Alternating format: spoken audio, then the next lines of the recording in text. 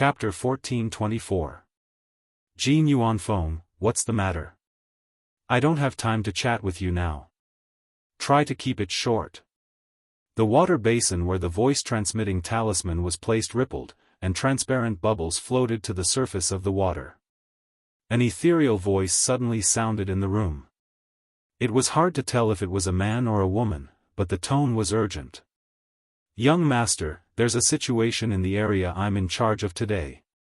The leader of the horse bandits, Jin Yuanfeng, quickly shouted to the water basin. What situation? Get to the point. The person who was called young master ordered concisely. Yes. Jin Yuanfeng nodded respectfully and said, a few days ago, an expert from the Fan family came to Moyao town. Then, he was intercepted by our people when he was transporting goods to Ba Immortal Town. I didn't expect that guy to not only kill one of my Golden Core subordinates, but also injure and capture dozens of people. So, I think it's necessary to report this situation to you. The young master paused for a moment, and the voice that came again was a little surprised. There's such a thing? Do you know where the Fan family hired the expert from? What's the specific strength of that person? Did you find out which family or sect she came from? This. I'm not sure about the specific strength, and I couldn't find out who's backing her. Jin Yuanfeng sighed with some annoyance and said hesitantly. You don't know this and that, then what do you know? The young master's voice was obviously a little dissatisfied. According to the information that came back, we only know that the girl and her grandfather were originally working in a shop under the Fan family. Later, because they killed the Fan family's bodyguard and revealed their true strength, they were invited back by Old Man Fan in the process of escaping. Jin Yuanfeng hurriedly reported what he knew about the situation. What? The expert from the Fan family is a woman? And she has a grandfather? The young master was slightly stunned, and asked in a deep voice, didn't the horse bandits under you fight with her? Did you feel her strength? What about her grandfather's strength? Reporting to young master, according to the speculations of the subordinates who escaped, that chick's cultivation is at least at the 7th or 8th level of the gold core stage. However, her grandfather's strength isn't that great. It seems that he's only at the chi refining or foundation establishment stage. Jin Yuanfeng hesitated for a moment. He felt that his subordinate's report was a little unreliable, but he still said it. There's actually such a huge difference. The young master was silent for a while before asking, what do she and her grandfather look like? Give me a simple description, and I'll help you investigate to see which sect or family he's from. Oh, that little girl is quite pretty. Her eyes are very big, and her nose bridge is also very high. However, her figure is not that great. As for that old man, he is very ordinary. Apart from his gloomy expression, there doesn't seem to be anything special about him. Jin Yuanfeng tried hard to recall the situation and answered with difficulty. At that time, his subordinates were scared out of their wits and were busy running for their lives. How could they have the time to take a closer look at what the other party looked like? Therefore, the information he received was only as rare as phoenix feathers and unicorn horns. What kind of nonsense is this? I asked you to talk about the other party's appearance, why are you talking about her figure? Besides, the information you reported is nondescript. Where do you want me to find her for you? There are many beautiful women in the world of cultivators, and gloomy old men are a dime a dozen. How do you want me to find her? This is simply nonsense. The young master was very displeased as he scolded. The corner of Jin Yuanfeng's mouth twitched after being scolded. He said with a bitter face, I'm sorry, young master. Why don't you just tell me what I should do next? If worst comes to worst, I'll personally take action and capture that little girl and her grandfather. Then, I'll hand them over to you to deal with. What do you think? What's the use of capturing them? I can't be bothered with your trivial matters. The young master replied somewhat impatiently. Then what should we do? Jin Yuanfeng didn't dare to talk back and asked cautiously. The young master seemed to have thought it through. After hearing what was said, he decisively said, the disciples of those big families and sects definitely won't be so bored as to run to the remote Moyao town just to help the Fan family. Since her strength is so low, you might as well directly challenge her to a battle and kill them all. Lest the night is fraught with dreams and they come up with something else. At this time, the young master's heart was very clear. Moyao town was located in a remote desert, and the Fan family wasn't some famous family. The people they could invite naturally didn't have any background or identity. At most, they only had a little bit of cultivation strength. Even if they killed them, there definitely wouldn't be anyone who would seek revenge for them. Therefore, they didn't need to worry about anything. After killing them and throwing them into the desert, who would know it was the horse bandits who did it? Good. I'll listen to young master. I'll write the battle invitation now. Jin Yuanfeng came to a sudden realization and quickly nodded. He immediately found a pen and paper and wrote with great speed. After a while, Jin Yuanfeng finished writing the battle invitation and read it to the young master. After obtaining his approval, he put the written battle invitation in an envelope and ordered the servants to quickly send it to the Fan family. Alright, if there's nothing else, then let's leave it at that. In the future, don't report such small matters to me. You can make your own decisions. After saying that, the young master's voice disappeared, and the voice-transmitting talisman floating on the water also melted in the clear water. Alright, young master, just wait for my good news. Although the voice-transmitting talisman had disappeared, Jin Yuanfeng still made a vow to the basin with all his might. Early the next morning, Fan Yuqiao received the battle invitation from Jin Yuanfeng. This situation was also unexpected to him. However, Fan Yuqiao naturally couldn't help Cheng Menjing make a decision.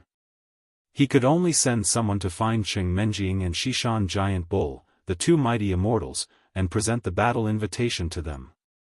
Then, he waited for them to read it and discuss countermeasures together. Those horse bandits are really annoying. I thought that the scar-faced man was the leader of the horse bandits. I didn't expect that there was a damn leader behind him.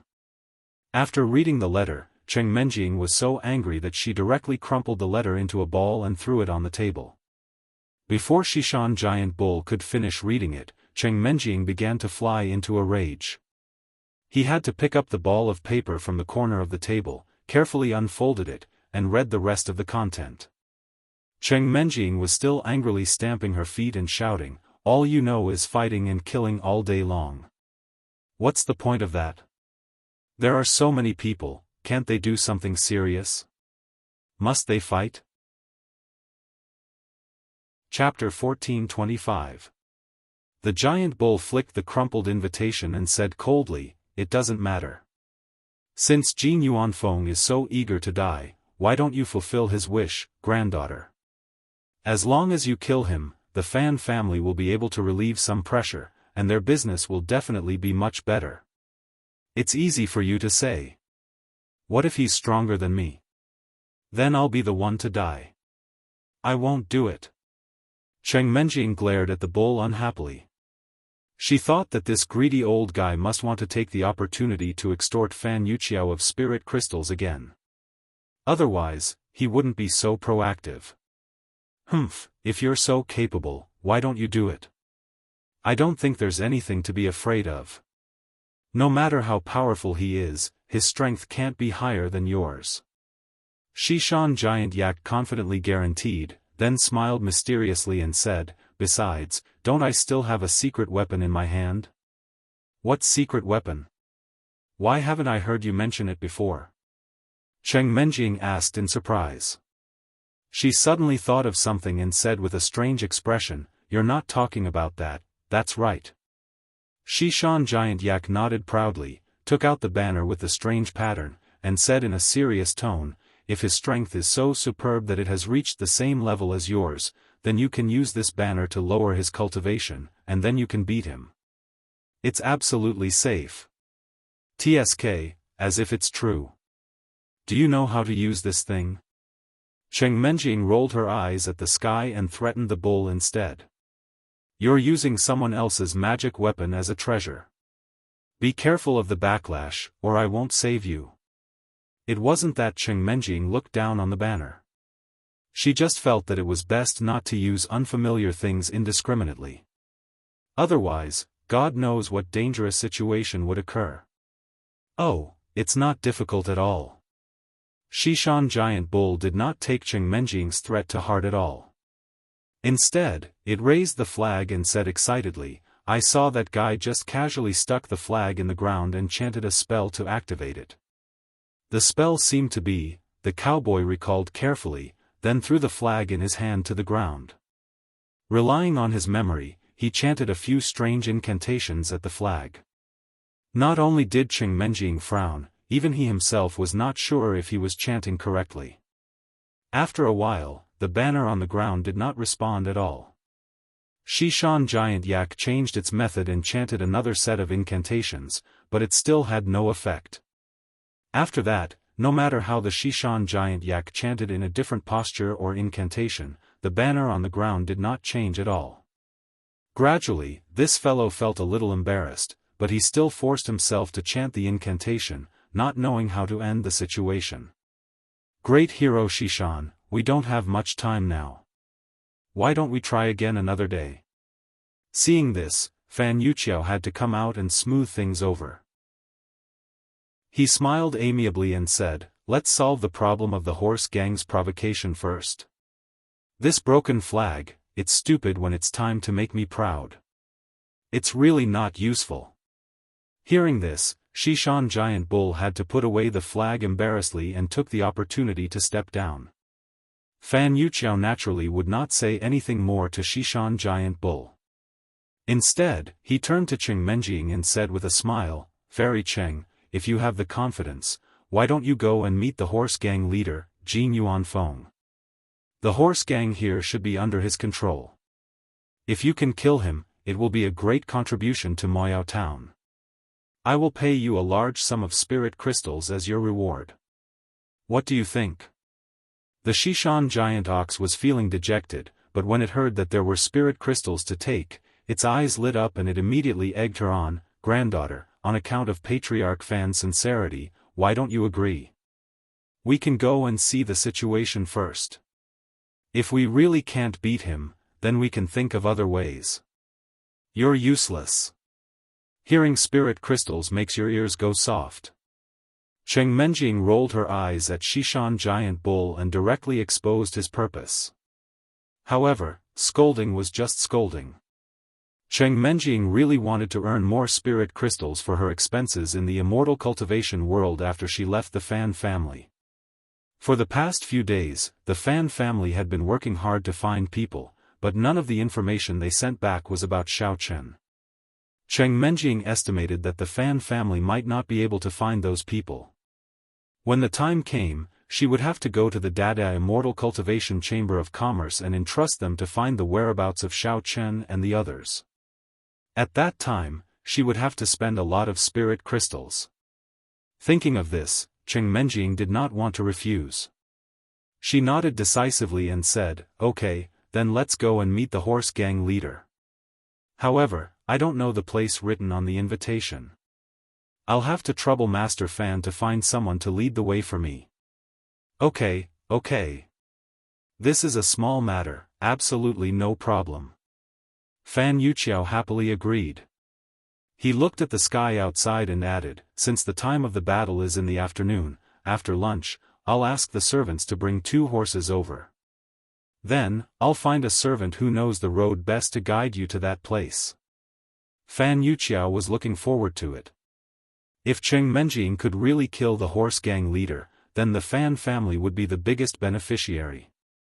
Not only would the road to Baxian County be unimpeded, but they would also not have to worry about their goods being hijacked in the future. After lunch, it was almost time for the agreed time. Cheng Menjing and Xishan Giant Bull were led by the Fan family to a suburb west of Moyao Town. This was the place designated by Jin Yuanfeng for the decisive battle. Under the scorching afternoon sun, the endless yellow sand emitted waves of heat visible to the naked eye. Jin Yuanfeng led his horse gang to stand in a row. They had been waiting here for a long time. When Jin Yuanfeng saw Cheng Menjing and Xishan Giant Bull, his eyes flashed with a strong killing intent. If it weren't for these two people appearing out of nowhere and disrupting his robbery, he wouldn't have failed to rob the Fan family's goods and lost a golden core expert for nothing. Cheng Menjing urged her horse forward and slowly approached the place where Jin Yuanfeng was standing. Xishan Giant Bull and the Fan family's servant stayed not far away, hiding under a small tree to watch. Xishan Giant Bull had a clear understanding of himself. His cultivation was too low and he was very timid. If he was accidentally injured, it would be a big joke. Therefore, he only dared to stand far away and did not dare to rashly enter the range of the battle between the two. Jin Yuanfeng saw Cheng Menjing approaching and asked loudly, "You are the Cheng family's guest?" Chapter 1426. That's me. Cheng Menjing was too lazy to hide and nodded calmly. After carefully sizing up Cheng Menjing, Jin Yuanfeng sneered and said, "Tsk, you're indeed very beautiful. No wonder my useless and lecherous subordinate would fall into your hands. But I have to say, you actually dared to come to the appointment without knowing your opponent's strength. I really don't know if you're stupid, or if you've been blinded by your previous victory. That's enough. Why are you nagging so much? This damn place is too hot. I don't have time to waste with you. What if my delicate skin gets tanned? There's no sunscreen here. Hurry up and make your move." Cheng Menjing frowned and urged impatiently. Cheng Menjing's skin was very fair. Although she sometimes envied that kind of healthy, wheat-colored skin, she didn't want to be tanned like an African nigger. So, she wanted to finish as soon as possible and call it a day. Ha ha ha. It seems that the saying "beautiful women don't have brains" is indeed true. Little girl, you're really a fool. Jin Yuanfeng looked up to the sky and laughed, then suddenly stopped. He stared at Cheng Menjing and said with a murderous look, "Then don't blame me for being ruthless." As soon as his voice fell, Jin Yuanfeng's body trembled, and his pupils emitted a bright light. His feet stepped heavily on the ground, and his whole body rose from the horse and flew in the direction of Cheng Menjing. In the process of gliding, Jin Yuanfeng's fist had already condensed a thick layer of yuan qi. With the momentum of the dive, he fiercely smashed towards Cheng Menjing. Why don't you have an artifact?" Cheng Menjing couldn't help but be surprised and asked subconsciously. Although she was surprised, Cheng Menjing's dodging movements didn't hesitate. She quickly supported herself with her palms on the horse's back, then made a beautiful backflip, and landed on the sand with a graceful and smooth posture. Bang! Jin Yuanfeng's fist missed and smashed into the horse's back. The horse let out a mournful cry as a bloody hole appeared on its body. It fell to the ground and struggled for a while before spitting out blood and dying. Cheng Menjing frowned. At this moment, she had already figured out Jin Yuanfeng's strength from his punch. He was merely at level 2 of the original infant stage. She was relieved. After she stood still, she didn't wait for Jin Yuanfeng to make another move. She immediately pushed her palm towards him. Jin Yuanfeng's mouth suddenly curled into a strange smile when he felt the strong air wave coming towards him. He said in a strange tone, "Tsk, I didn't expect you to have such rich fighting experience at such a young age. It's a pity that your strength is too low. Otherwise, it's very likely that you would have succeeded." As soon as he finished speaking, Jin Yuanfeng unbuttoned his shirt, revealing a diamond-shaped mirror. Cheng Menjing looked at Jin Yuanfeng's actions in bewilderment. That mirror looked extremely ordinary. Could it be that this fellow thought that he could use an ordinary heart protection mirror to block my attack? However, Cheng Menjing quickly realized that she was wrong. When Jin Yuanfeng channeled his qi into the mirror actually reflected a transparent barrier in front of him. At this moment, Cheng Menjing's palm wind had just touched the surface of the barrier when the barrier suddenly flashed with a layer of light. Immediately after, the palm wind was reflected back. What the hell is this? Ugh! Cheng Menjing was momentarily shocked. She didn't have the time to dodge and was hit by the rebound palm wind. Fortunately, Cheng Menjing had already used her qi to protect the vital parts of her body. Although she was pushed back a few steps by her own palm wind and her internal organs churned for a while, it wasn't a big deal. Little girl, didn't you ask me why I don't have a magic artifact? This is my magic artifact. Pointing to the diamond-shaped mirror hanging on his chest, Jin Yuanfeng proudly raised his chin and said, "You are a teenage mutant ninja turtle." Cheng Menjing finally calmed down her surging qi and blood and couldn't help but scold him. What turtle? Jin Yuanfeng blinked his eyes.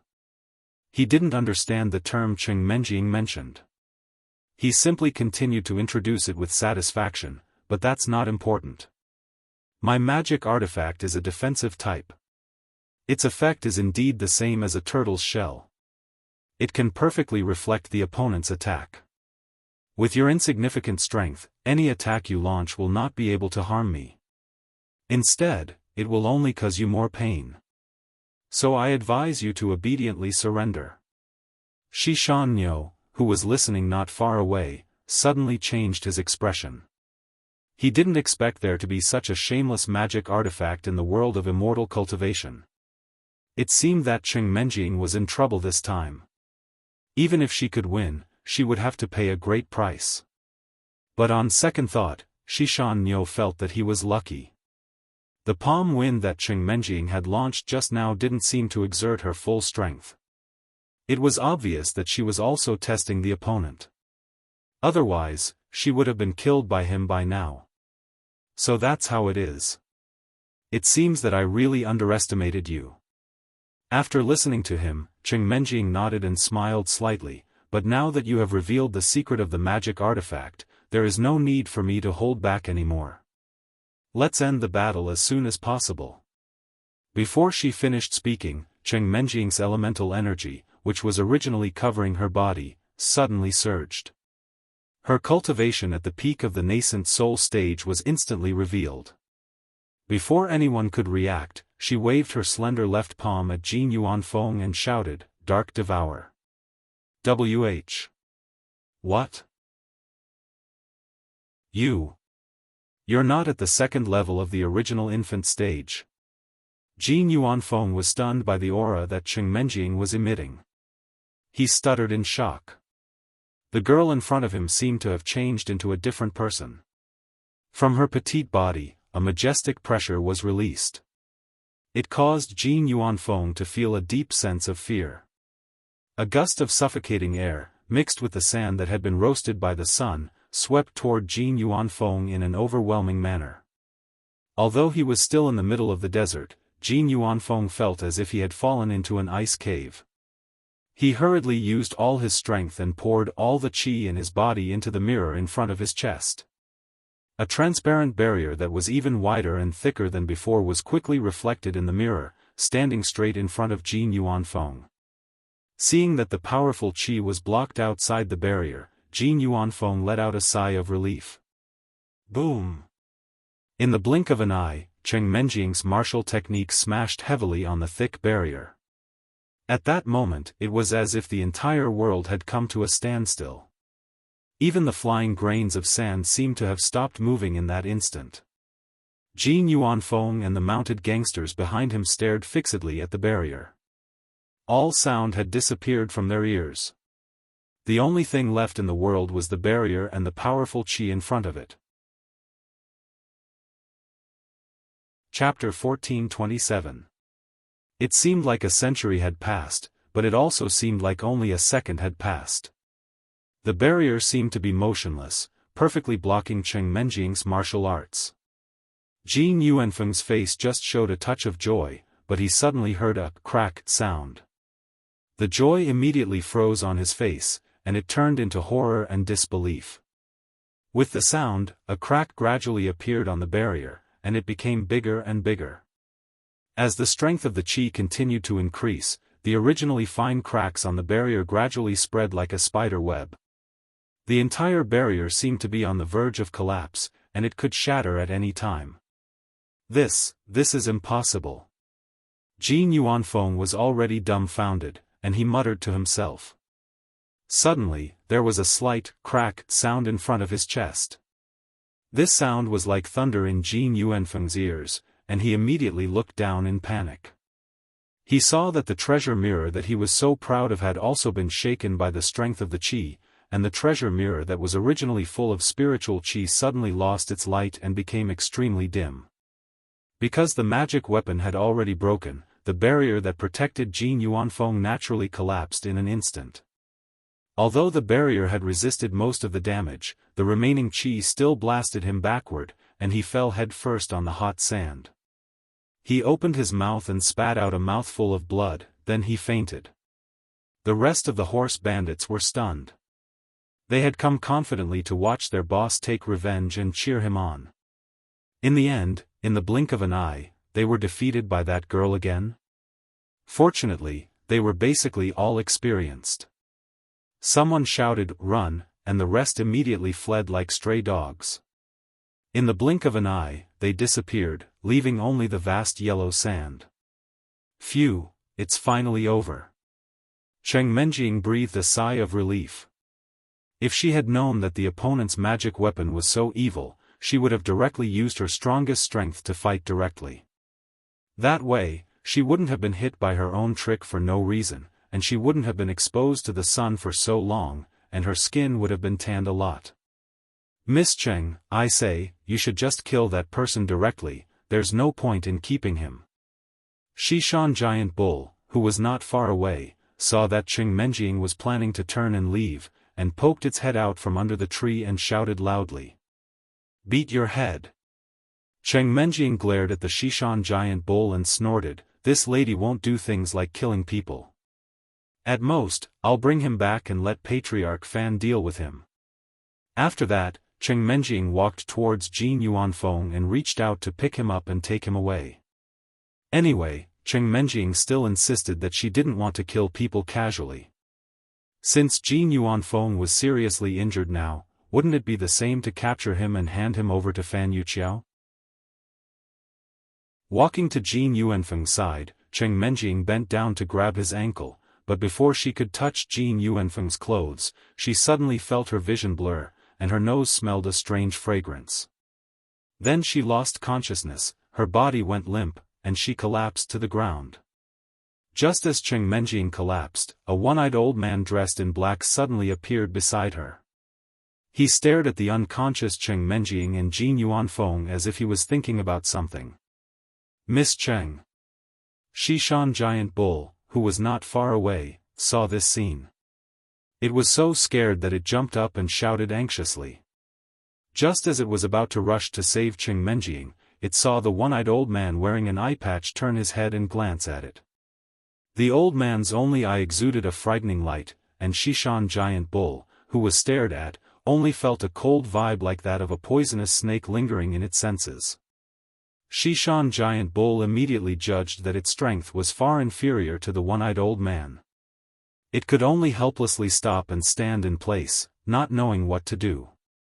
After the one-eyed old man glanced in the direction of Xishan Giant Bull with one eye, he seemed to have made a decision. He picked up Cheng Menjing and Jin Yuanfeng from the ground and quickly used his movement technique to leave, disappearing into the vast desert. The Xishan Giant Ox stood rooted to the ground, dumbfounded. The Fan family members were even more helpless. Their strength was inferior to the Xishan Giant Ox's. Seeing that Fairy Cheng had been easily taken down, they didn't dare to let their imaginations run wild. They could only look at the Xishan Giant Ox and obediently wait for its instructions. The Xishan Giant Bull and the Fan family stayed in the desert for a long time, but they still didn't see Cheng Menjing return. They could only return to the Fan family in confusion. Fan Yuqiao, who was standing at the door expectantly, was very happy to see everyone return safely. However, he soon discovered that Fairy Cheng had disappeared. After learning about the entire matter from the servants, he was also a little stunned. Could it be that there was another faction behind the bandits' leader? Did they find out that Fairy Cheng attacked the bandits, so they came to take her away? Although there were thousands of worries in his heart, Fan Yuqiao didn't dare to be disrespectful to Xishan Giant Bull.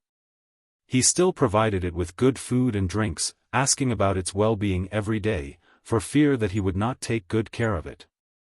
This was because Fan Yuqiao really couldn't determine if Fairy Cheng could subdue the black-robed man and successfully escape after being captured. Furthermore, although the Xishan giant ox's strength was average, it was still her grandfather. If Fairy Cheng returned and saw that her grandfather had been chased away, she would probably be unhappy. In addition, Fan Yuqiao tried to send goods to Ba Xian County a few more times and was pleasantly surprised to find that the bandits had been swept away. The entire road was unimpeded, and the Fan family's business returned to normal again. After learning of this news, Fan Yuqiao couldn't help but be ecstatic. He gave all the credit to Fairy Cheng and was even more diligent in providing for the Xishan Giant Bull. This was also a disguised form of repayment to Fairy Cheng. In any case, raising a person was really nothing to the Fan family. Although Fan Yuqiao didn't take this matter to heart, Xishan Giant Bull couldn't sit still in the Fan family. It often sat alone in the room, feeling very uncomfortable. Although Xishan Giant Bull enjoyed the fruits of others' labor, he naturally knew that Fan Yuqiao only took him in because of Cheng Menjing. Fan Yuqiao treated him like a grandfather. Otherwise, with his insignificant foundation establishment cultivation, he wouldn't even be able to become an ordinary consecrator. He might have already been expelled from the Fan family. Exalted Immortal Xiao, where are you now? Now that your fiancé has been taken away by a stranger, I'm just a mere foundation establishment cultivator. I can't be of any use at all. You'd better appear quickly and help me. Xishan Giant Bull stared at the ceiling in a daze, wailing in his heart. Chapter 1428. On the other side of the world of cultivators, in the Burning Sky faction of the Luxian Prefecture. My husband Xiao Chen, why are your ears so red all of a sudden? Could it be that some woman is missing you? Hong Zhu, who was lying on Xiao Chen's shoulder, teased his burning ears, and teased him with a smile. Oh, maybe it's Menjing and Tang Tang who are missing me. Xiao Chen didn't pay attention to Hong Zhu's dishonest hands, and continued to look at the map on the table with his head lowered. I think it's you who are missing them, right? Hong Zhu chuckled and looked down from Xiao Chen's shoulder. She asked curiously, my husband Xiao Chen, what are you looking at? You have been looking at this map for 2 or 3 days. Could it be that you still can't see anything? This is a map of the world of cultivators. I asked Duan Suqing for it. Xiao Chen's finger ran across the map. In the past few days, he had already memorized the geographical locations of the world of cultivators marked on the map. You mean, you are going to? Hong Zhu blinked and asked tentatively. Yes, it's time to leave. Xiao Chen put away the map and said with a serious expression, it has already been more than a month. The people from the Burning Sky faction have more or less swept through the small towns around the Luxian County. However, there is still no news of them. Therefore, I plan to leave this place in 2 days and go to the other counties to ask around. Otherwise, it is not a good idea to always stay here. Okay. I will go wherever you go. The world of cultivators is so big. I want to go with you. Hong Zhu was not surprised by Xiao Chen's plan at all. She nodded and agreed. Actually, Hong Zhu felt that living in the Burning Heavens faction was quite boring. Every day, apart from dual cultivating with Xiao Chen and drinking the medicinal soup he brewed to help her breakthrough, basically everything was taken care of by someone else. Every day, she had to stretch out her hands to get her clothes and open her mouth to eat. It was almost suffocating her to death. Do you think we are going to travel? What's so interesting about the world of cultivators? Xiao Chen knocked Hong Zhu's head and snapped. Aya, in any case, your disciple's junior brother has more or less recovered from his injuries, and we don't have any reason to continue staying in the Burning Heavens faction. Let's just treat it as a vacation that we can leave whenever we want." Hongzhu rubbed his head in an unconcerned manner as he muttered to himself. "What? What do you mean, my disciple's junior brother?" Xiaochen was taken aback at first, but after pondering for a moment, realization dawned on her. Not knowing whether to laugh or cry, she glared at Hongzhu and said, "My big sister Hongzhu, can't you speak properly? Their relationship is already weird enough, and you're still messing around. Don't you think it's not messy enough here?" Just as Hongzhu was about to retort, Gong Xiaoxi's anxious shout suddenly came from outside the door, "Master Exalted Immortal! Is it convenient for you to come out? This disciple has something to discuss with you." Hongzhu and Xiaochen looked at each other, both feeling somewhat puzzled, not understanding what Gong Xiaoxi was doing here in the middle of the night. Xiaochen shook his head, arranged the map, opened the door, and walked out with Hongzhu. "I say, little Gong, why do you always like to come and disturb your master at night? You're already so old, yet you're still so insensible." Hongzhu took the lead and walked up to Gong Xiaoxi, squinted at him, and curled his lips in annoyance.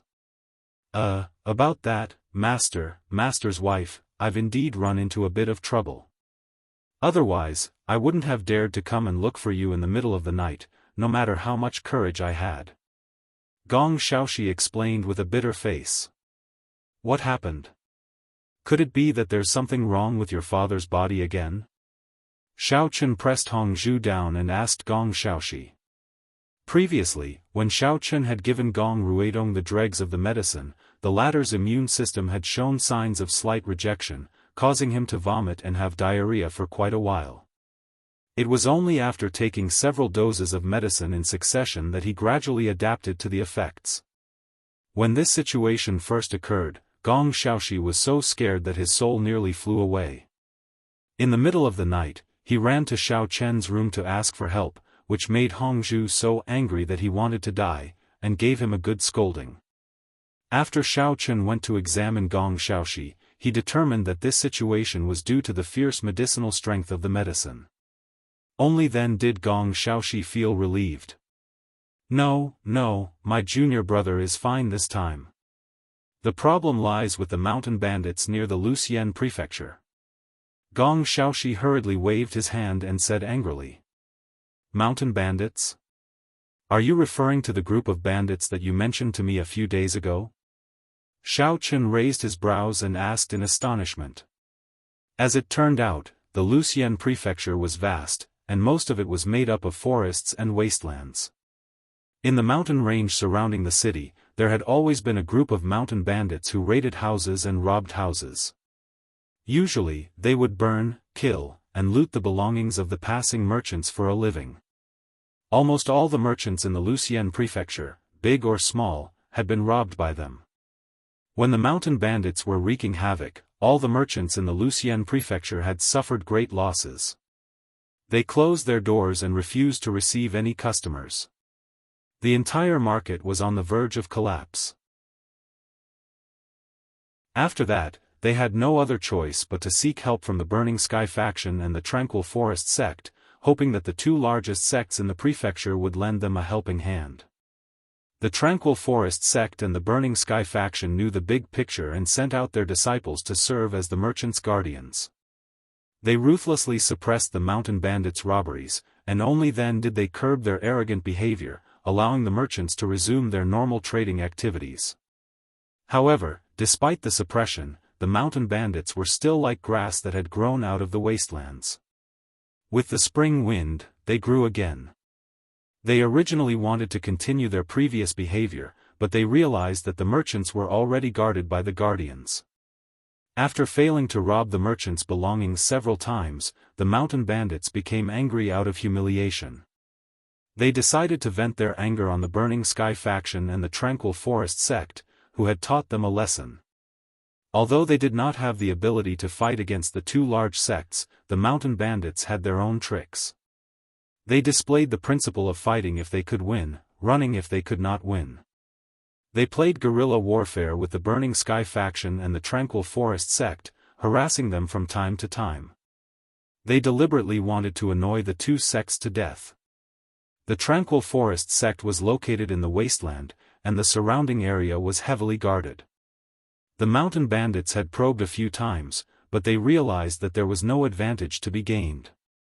Instead, there were more situations where both sides were injured, and the number of times they launched sneak attacks was also reduced. However, the Burning Sky faction was different. Their faction was located on a mountain peak, and it was originally the main peak of a mountain range. As the spiritual energy of heaven and earth gathered there, the back mountain was filled with natural treasures. They were usually used for their own use or sold, and it was also considered as their main source of income. However, the mountain bandits somehow discovered those natural treasures. It was as if they had discovered a new continent, and they would come to rob them from time to time. Duan Suqing tried to set up various protective barriers in the back mountain, but it was still to no avail. It seemed that there were people among the mountain bandits who knew how to deal with it. No matter what kind of barrier he set up, it would still be destroyed by the mountain bandits. Hence, there were many conflicts between the two parties. Chapter 1429. Moreover, the Burning Sky faction was located in a mountain range, and the nearby terrain was more complicated. The bandits were best at robbing and then leaving, completely not entangled with the disciples of the Burning Sky faction, so the sect could not do anything to them. Both sides would occasionally break out into large-scale conflicts, but the strength of the bandits was not weak, so after a fight, both sides basically suffered losses, and the Burning Sky faction had no way to restrain them. The bandits were addicted to robbing, and from time to time came to harass them. The Burning Sky faction felt that there was always a fly buzzing behind them, but they could not kill it, and it was extremely uncomfortable. A few days ago, when Gong Xiaoxi was chatting with Xiao Chen, they had talked about this matter. At that time, Xiao Chen had asked if he needed to take action, but Gong Xiaoxi felt that the strength of those bandits was ordinary, and it was really not worth for his exalted immortal master to take action personally, so he did not immediately agree, and Xiao Chen did not take it to heart. Unexpectedly, today, Gong Xiaoxi came to talk about this matter in the middle of the night. Could it be that something changed with these bandits? It's that group of people. Gong Xiaoxi frowned, and said angrily, "Today, they came to rob our sect's heaven and earth treasures again, and this time they brought an expert, who killed many disciples of the Burning Sky faction during the battle with us. They are simply abominable.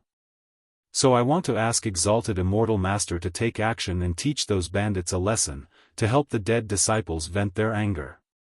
"I see. What is the level of that expert?" Xiao Chen nodded in understanding, and continued to ask. "I am not too sure about this." Gong Xiaoxi shook his head, and sighed helplessly. "At that time, I was taking care of my father and Junior, so I did not have time to go over, and when I heard the news, they had already run away." Xiao Chen pondered for a while, and asked another question. "Then do you know, where is the nest of those bandits?"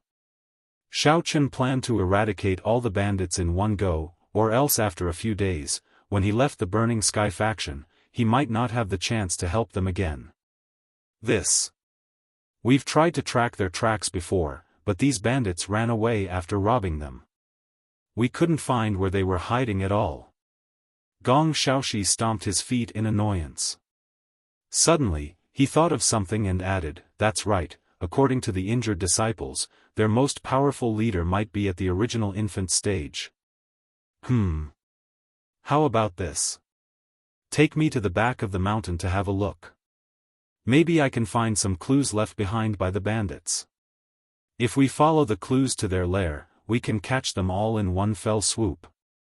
Xiao Chen said decisively when he saw that he couldn't get anything out of him. All right. I'll listen to Exalted Master." Gong Xiaoxi hurriedly agreed. He felt that the clues that ordinary disciples could not find might really be discovered by Exalted Immortal Xiao. Xiao Chen thought for a moment, then turned to Hongzhu and said, "You stay in the room." Gong Xiaoxi and I will come back after dealing with the bandits. No, I want to go too. Hongzhu rejected Xiao Chen's suggestion. She waved her little fist excitedly and said, I want to help you teach those bandits a lesson. In any case, Big Sister is already at the second level of the Golden Core stage. Although it might be a little difficult to deal with original infant stage cultivators, it shouldn't be a problem for me to deal with those small fries. I also want to test out my own strength. After a month of drinking medicine and dual cultivating, Hongzhu's strength had indeed increased a lot compared to before, so she was very eager to give it a try. Alright, then follow me. No matter what happens, don't leave my sight. Xiao Chen couldn't change Hongzhu's mind, so he could only nod his head helplessly. Exalted Immortal Master, should I find some more helpers? Gong Xiaoxi respectfully asked. After all, the other party has the advantage in numbers. If we really fight, the three of us might not be able to gain much of an advantage. Gong Xiaoxi was actually not at all worried that Exalted Immortal Xiao would not be able to defeat the bandits. He just felt that it was easier to do things with more people. Besides, Exalted Immortal Xiao was only here as a guest, so he couldn't deal with all of them. As long as he could kill the strongest leader, it would be fine. There's no need, 3 people is enough. Xiao Chen waved his hand, then pulled Hongzhu towards the back of the mountain. Seeing this, Gong Xiaoxi had no choice but to follow. Since Exalted Immortal Xiao was so confident, there was no need for him to make a big fuss. Moreover, the bandits came and went like the wind tonight. Whether they could successfully find their hiding place was still a problem. Even if more people went, there was not much meaning. Walking to the place where the Burning Sky faction planted their heavenly treasures, Xiao Chen carefully inspected the scene. Other than the footprints left behind by the bandits when they escaped, there were no other valuable clues. Xiao Chen led Hongzhu and Gong Xiaoxi into the mountains, following the footprints left behind. However, after walking for a few miles, the deep and shallow footprints suddenly disappeared. It could be seen that the bandits were already prepared and had already erased all the clues. Looking around at the pitch-black darkness around him, Gong Xiaoxi suddenly felt a little helpless. Exalted Immortal Master, these bandits are all experienced. Last time, our sect's disciples also chased them to this area, and the trail was cut off.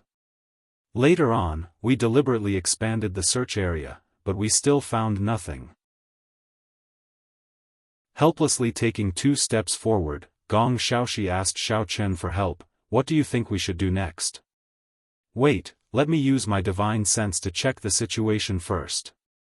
Xiao Chen waved his hand, and then released his divine sense to envelop the entire back mountain. He carefully checked every corner, not letting go of any clues.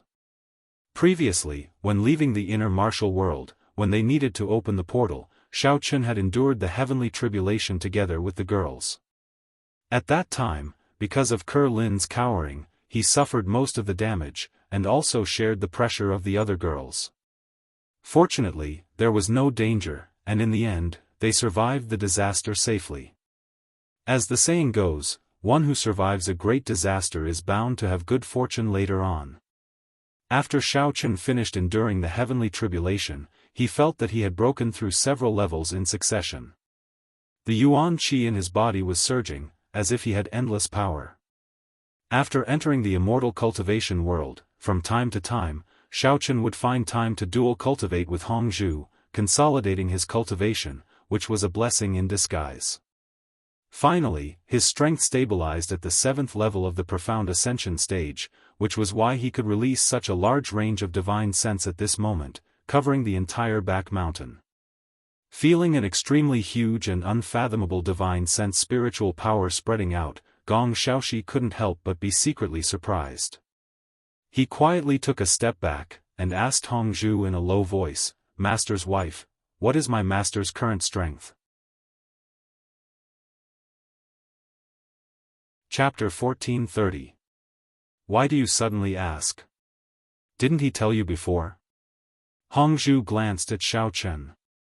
She could vaguely feel a vast and majestic power radiating from Xiaochen's body, but she also couldn't figure out what realm it belonged to. Didn't you feel it just now? Master's divine sense is simply too exaggerated, even my father's junior brother can't do it. Gong Xiaoxi's face was full of admiration as he looked at Xiaochen's back with worship and murmured, could it be that master has already broken through the shackles of the profound ascension stage and become an even more powerful master? Oh. What stage is the profound ascension stage? Hongzhu blinked her eyes and asked curiously. Previously, Xiaochen didn't completely explain the entire cultivation system to her, so the profound ascension stage was still a new term to her. The profound ascension stage is the next stage after the nascent soul stage.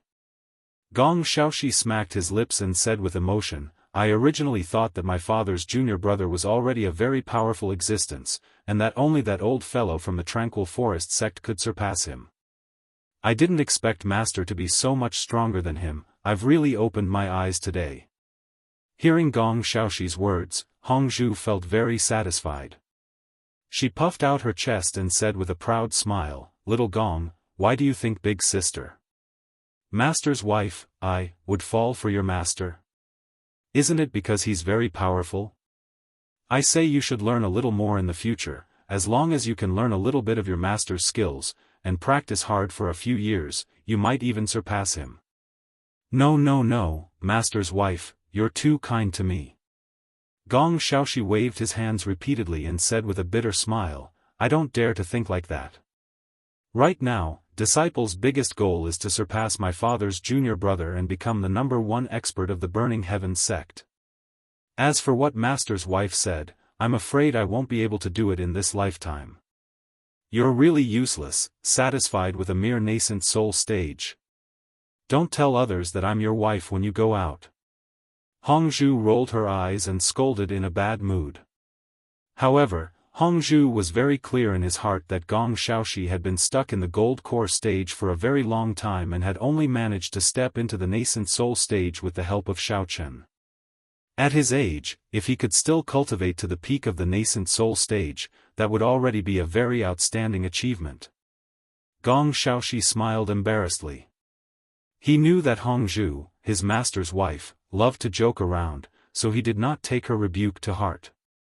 Instead, he stood obediently to one side, silently waiting for Xiaochen's instructions after he was done with his investigation. After a while, Xiaochen retracted his divine sense and said in a deep voice, halfway up the mountain, some grass and trees have been crushed. It seems to be man-made. I think the bandits may have fled there. Let's go there and take a look. We should be able to find some new traces. Although Xiaochen had heard Hongzhu and Gong Xiaoxi's discussion just now, he did not pay too much attention to it and directly rushed to the mountainside, with Hongzhu and Gong Xiaoxi closely following behind him. Not long after, the three of them reached the mountainside. Following the direction of his divine sense, Xiaochen directly arrived near a thicket. After carefully observing for a while, the three of them discovered that not only were the plants growing here abnormally dense, they were basically as tall as a person. Even Xiaochen, who was close to 1.9 meters tall, would be buried in the thicket if he walked in. But at this time, Xiaochen had no other choice but to urge Hongzhu and Gong Xiaoxi to follow closely behind him and not run around looking around. Then, he carefully approached the thicket. While exploring, he also had to be on guard against any wild beasts in the surroundings, and at the same time, ensure everyone's safety. Clatter. After walking for a few hundred meters, Xiaochen suddenly felt as if he had stepped on something. The sound of metal colliding could be heard. It was especially loud in the silent night. Coupled with the atmosphere of the deep mountain forest, it almost gave Gong Xiaoxi a fright. Xiaochen, on the other hand, was not frightened. Instead, he carefully withdrew his foot and squatted down. He reached out his hand and felt around for a while, until his fingertips touched a steel chain. What's this? Xiaochen gripped the chain tightly and pulled it upwards. Following Xiaochen's tug, on the grassy ground not too far away, a thick steel plate was suddenly lifted up at the end of the chain. A secret passage glowing faintly appeared in front of the three of them. Holy shit, I was wondering why I couldn't find any traces of those bandits. It turns out that they've all hidden themselves in this secret passage. What a good plan. Let's see if I don't catch you like a turtle in a jar today. Gong Xiaoxi cursed as he walked over. Then, he stuck his head into the secret passage to take a look. After confirming that it was just an ordinary secret passage and that there was no danger, he jumped down first. Hongzhu had wanted to jump down after Gong Xiaoxi, but Xiao Chen stopped her. I'll go down first. You can come down after I've checked that there's no problem. Is that so? All right. At first, Hongzhu was somewhat displeased. However, after thinking for a moment, she suddenly smiled like a flower and agreed. Seeing this, Xiao Chen was baffled. He did not know what this little girl was up to again. After jumping into the secret passage with Gong Xiaoxi, Xiao Chen sized up his surroundings and released his divine sense to do a thorough check.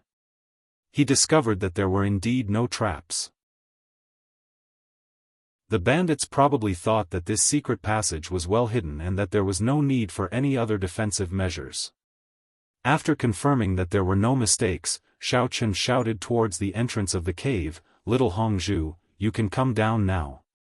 I'll wait for you down there." "Oh, got it." Hongzhu stood on top of it and gave a sweet reply. Then, she aimed at where Xiao Chen was standing and pounced towards him, directly crashing into Xiao Chen's bosom. Then, she clung onto him and refused to come out. She even had a smile on her face as if her prank had succeeded. Xiao Chen was already prepared and did not stumble when Hongzhu bumped into him. However, his heart still palpitated when he felt the warm and fragrant body in his embrace. Thinking about the way this little girl rolled her eyes and came up with wicked ideas, Xiao Chen could not help but smile helplessly.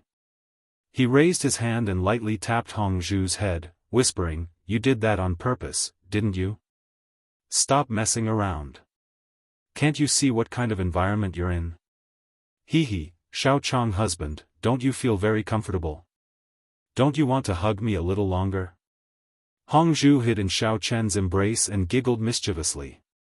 She purposely rubbed against his chest a few times before reluctantly leaving his embrace.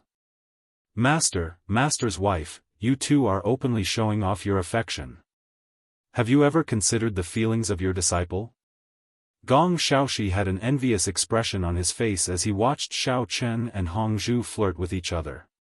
He could not help but feel a deep sense of loss in his heart. Chapter 1431. Gong Xiaoxi thought to himself, "I've spent most of my life trying to make breakthroughs in cultivation, and I haven't even had the time to find a partner. But this guy, not only is he so much stronger than me, he hasn't even missed the task of finding a wife. Why is there such a huge gap between us? All right, there's no point in torturing a single dog. Let's hurry up and take care of the bandits." Hongzhu simply took Xiao Chen's hand, and the two of them walked into the depths of the secret passageway. When they passed by Gong Xiaoxi, she even playfully raised her eyebrows and made a funny face at him. Gong Xiaoxi rubbed his nose gloomily, thinking, "If I had known this would happen, I wouldn't have come along. If we were to fight with the bandits, Immortal Master would definitely prioritize protecting Master's wife, while I, a disciple who has no one to love and care for, can only do my best to protect myself." Sigh. Relying on Xiao Chen's powerful divine sense to explore the way, the trio smoothly traversed the complicated secret passage without encountering any obstacles. After walking for about an hour, they arrived at the exit of the secret passage. The exit was blocked by a large door, probably to prevent outsiders from entering from the secret passage, so the entire steel cast door was locked from the other side. Xiao Chen first reached out to push the door, but found that it didn't budge at all. He then gave Hongzhu and Gong Xiaoxi a meaningful look, indicating that they should move to the side. When the two of them had moved to a safe distance, Xiao Chen began to circulate his mental cultivation method, gathering the rich yuan qi in his body into his palm, and immediately slammed it against the door. Boom! A huge explosion suddenly resounded in the secret passage as the door was directly sent flying by Xiaochen. Fresh air immediately rushed in from the outside, sweeping away the unpleasant earthy smell in the secret passage. Hongzhu and Gong Xiaoxi put down their hands that were covering their ears, then took deep breaths, as if they had been holding their breath for too long. What's going on? Where did that explosion come from? It seems like someone has broken in from the secret passage. Everyone, quickly go and see what's going on. In the bandit lair, a group of men who happened to be patrolling nearby heard the noise and immediately rushed to the exit of the secret passage. One of them even blew a horn, obviously to inform the other bandits to come and help. Walking through the gate, Gong Xiaoxi couldn't help but click his tongue in amazement as he looked at the houses that were arranged in picturesque disorder. The scale of this place was much larger than the Burning Sky faction, and it looked extremely magnificent and majestic. Motherf **Ker, there's actually such a luxurious courtyard hidden in this crooked place. Gong Xiaoxi sighed from the bottom of his heart. It seems like the mountain bandits have robbed quite a number of things from our Luxian prefecture. Otherwise, it would be impossible for them to have so many spiritual crystals to build such a long secret tunnel and such a huge courtyard. Seeing two men and a woman suddenly appear in the secret passage, the bandit squad leader who had rushed over with the patrol team was immediately shocked. His eyes widened as he pointed at Xiaochen's group and cursed, "Who are you people? How dare you come here and behave atrociously? Are you tired of living? Oh, I am a great deity invited by the Burning Sky faction. I heard that some small bandits are not very clean and have stolen the treasures that they have painstakingly cultivated, so they sent me over to take a look." Xiaochen looked at the bandit indifferently and said sarcastically, "I didn't expect you to be just a group of mobs who are good at hiding in the dark. Ha ha ha. You are just a skinny lad, and you have the nerve to call yourself a great deity? Who gave you the courage?" The squad leader sized up Xiaochen and did not take him seriously at all.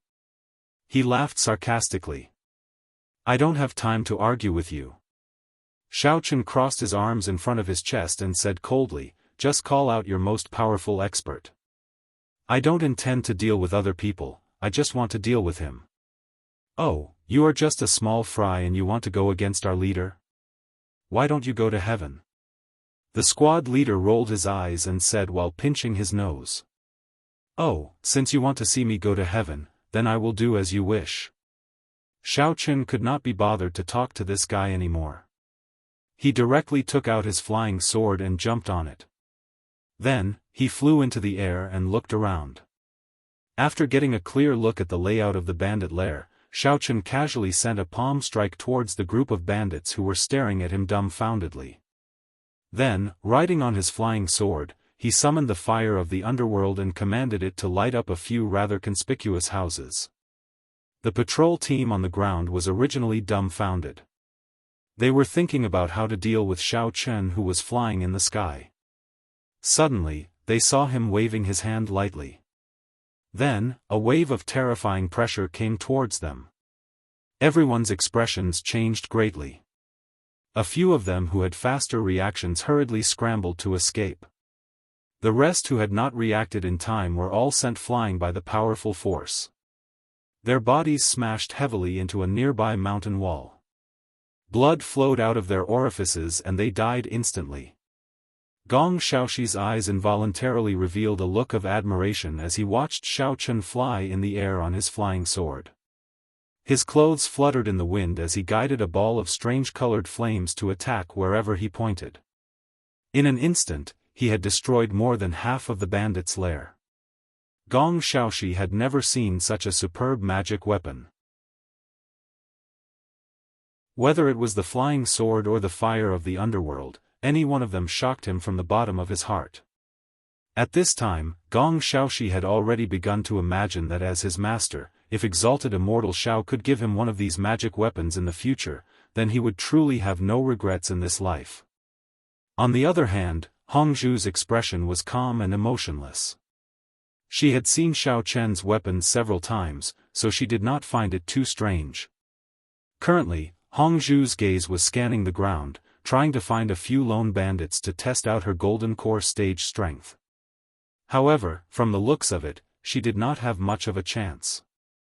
The flames in the few houses that Xiao Chen had set alight were growing larger and larger.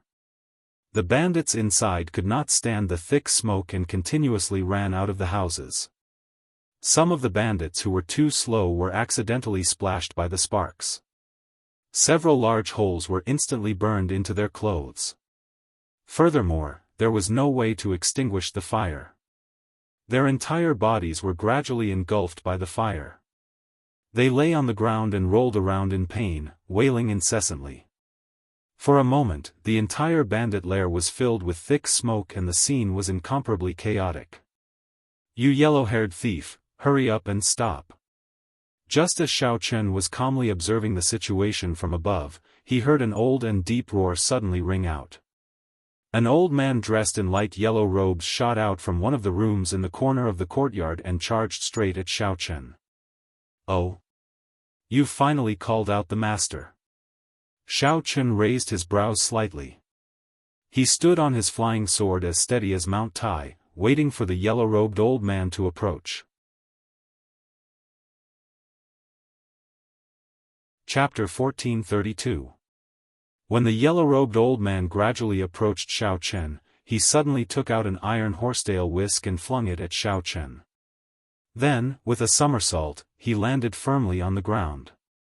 "Xiao Chang, husband, be careful. Master, be careful." Hongzhu and Gong Xiaoxi cried out in alarm, fearing that Xiao Chen would be caught off guard and fall into this fellow's trap. Xiao Chen naturally did not take this sudden attack seriously. He controlled his flying sword and made a beautiful dodge, easily dodging the iron horsetail whisk's attack. After circling in the air for a while, Xiao Chen seemed to sense something and turned his head to look. He discovered that the iron horsetail whisk had turned around and continued to closely follow him, showing no signs of slowing down. Xiao Chen tried to dodge left and right for a while, but discovered that the iron horsetail whisk seemed to have a tracking device attached to it. It kept on following him and refused to let go. Xiao Chen suddenly had an idea. He simply stepped on his flying sword and swooped down towards the yellow-robed old man standing on the ground. "Humph! Insignificant skill, you overestimate yourself." The yellow-robed old man was originally squinting at the sky, but when he saw this, his pupils suddenly shrank. He instantly revealed his peak nascent soul cultivation, clenched his fist, and smashed it towards Xiao Chen's face. Xiao Chen's eyes flashed and he revealed a look of understanding. He seized the opportunity and jumped down from his flying sword, standing in front of Hongzhu and Gong Xiaoxi. The iron horsetail whisk was momentarily unable to keep up with Xiao Chen's rhythm and charged towards the yellow-robed old man. Xiao Chen naturally had his own reasons for doing this. By returning the battlefield to the ground, he would have enough attention to protect Hongzhu and Gong Xiaoxi from being accidentally injured. Secondly, he could seize the opportunity to avoid the yellow-robed old man's pincer attack. The yellow-robed old man was naturally not afraid of the iron horsetail whisk. His outstretched hand turned into a claw and directly grabbed his weapon. He then stared at Xiao Chen and sinisterly said, "Brat, I didn't expect you to have some ability. Of course, my exalted immortal master's strength is not something you can handle." When Gong Xiaoxi saw that Xiao Chen had perfectly dodged the bandit leader's attack, he couldn't help but raise his eyebrows and shout proudly, "Hurry up and surrender, otherwise don't blame us for being impolite." The yellow-robed old man swept his eyes over the two men and one woman in front of him. A glint flashed across his eyes as he said unhurriedly, "You are all from the Burning Sky faction, right? We've been fighting back and forth for so many years, and I've only robbed you of some heavenly materials and earthly treasures. We've always lived in harmony, so why did you suddenly come and destroy the courtyard that I've painstakingly built? You snatched someone else's things, yet you still have the face to say such words. You really don't know your place." Hongzhu snorted and smartly retorted. Exactly. You stole our natural treasures, destroyed our barrier, and killed our disciples. How could such a deep hatred be described as peaceful coexistence? How shameless. Gong Xiaoxi also chimed in. The yellow-robed old man's face immediately darkened. A dignified aura emanated from his body as he said fiercely, "Very well. Since you insist on exterminating us this time, then don't blame this old man for being impolite. Today, either you die, or I die." It turned out that this yellow-robed old man was the leader of this group of bandits. His name was Wei Shizhong. Usually, when the bandits raided homes, he was the one holding the line. If anything happened, he would take action to suppress the situation. In fact, Wei Shizhong didn't want to be enemies with the Burning Sky faction. After all, not only did this group of bandits usually have to deal with the Burning Sky faction, they also had to rob the Tranquil Forest sect from time to time. Therefore, the other party was also eyeing them covetously. If he didn't do his job well, he wouldn't be able to snatch anything if he went easy on them, and if he went heavy on them, he would provoke the two sects and draw out the old ancestors and old monsters behind them. Then, he would be in big trouble. Therefore, on normal days, Wei Shizhong's principle was to snatch whenever there was a chance, run after snatching, and avoid fighting if possible. On the basis of preserving his greatest strength, he would try his best to snatch as many resources as possible. Actually, Wei Shizhong didn't expect that the Burning Heaven faction would find their way into his old nest. The reason why he said that was because he planned to borrow his pressure to scare the Burning Heaven faction and make them retreat in the face of difficulties. After these few people retreated out of fear, the Burning Sky faction would only dare to close one eye the next time they went to steal heaven and earth treasures, allowing them to snatch those heaven and earth treasures. Then, both sides would be able to reach a balance again in the future. Feeling the pressure from the yellow-robed old man, Xiao Chen sized him up and nodded in satisfaction, as expected of a nascent soul perfection expert. But unfortunately, the speed of your punches is too slow. You might not even be able to hit a fly.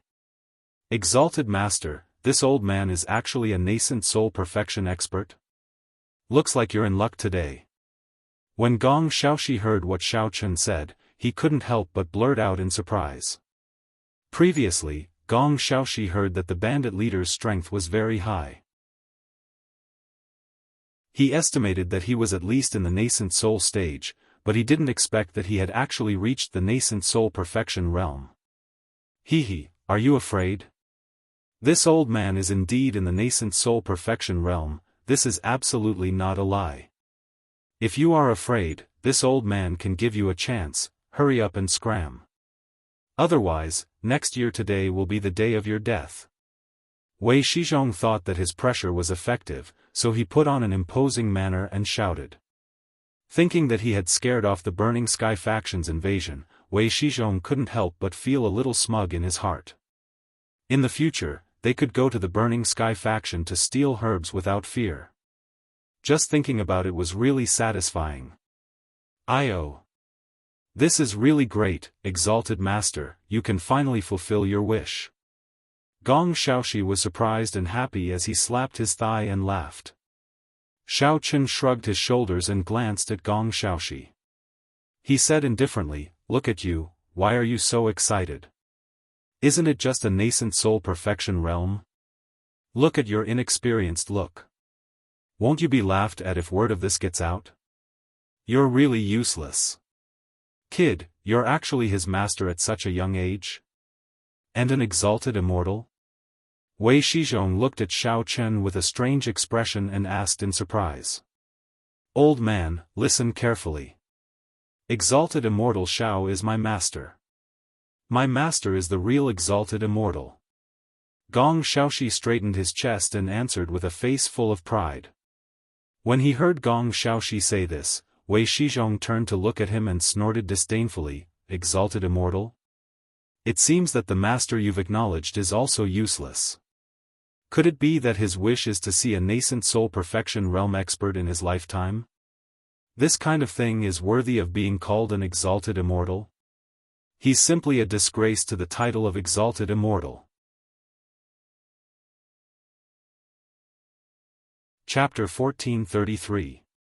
Old fart, don't be so stupid. My upper immortal master has no interest in a low-level cultivator like you. He's just lonely as an expert and wants to find someone who's passable to test his moves. At the same time, let me see how a cultivator at the peak of the nascent soul stage is killed. Gong Xiaoxi raised his chin and shouted. What did you say? Wei Shizhong was still immersed in the thrill of scaring off his opponent. When he heard Gong Xiaoxi's words, he could not react and asked subconsciously. My master wants to kill a full-circle nascent soul stage cultivator. We've been waiting for this wish for a long time. Now that you've appeared, we're so happy. Gong Xiaoxi was not afraid at all. He repeated his words again, then shook his legs and laughed coldly. How dare you? How dare you make fun of me? I'll send you on your way first. Wei Shizhong realized that he had been fooled. He was so angry that he trembled. He stared at Gong Xiaoxi and roared.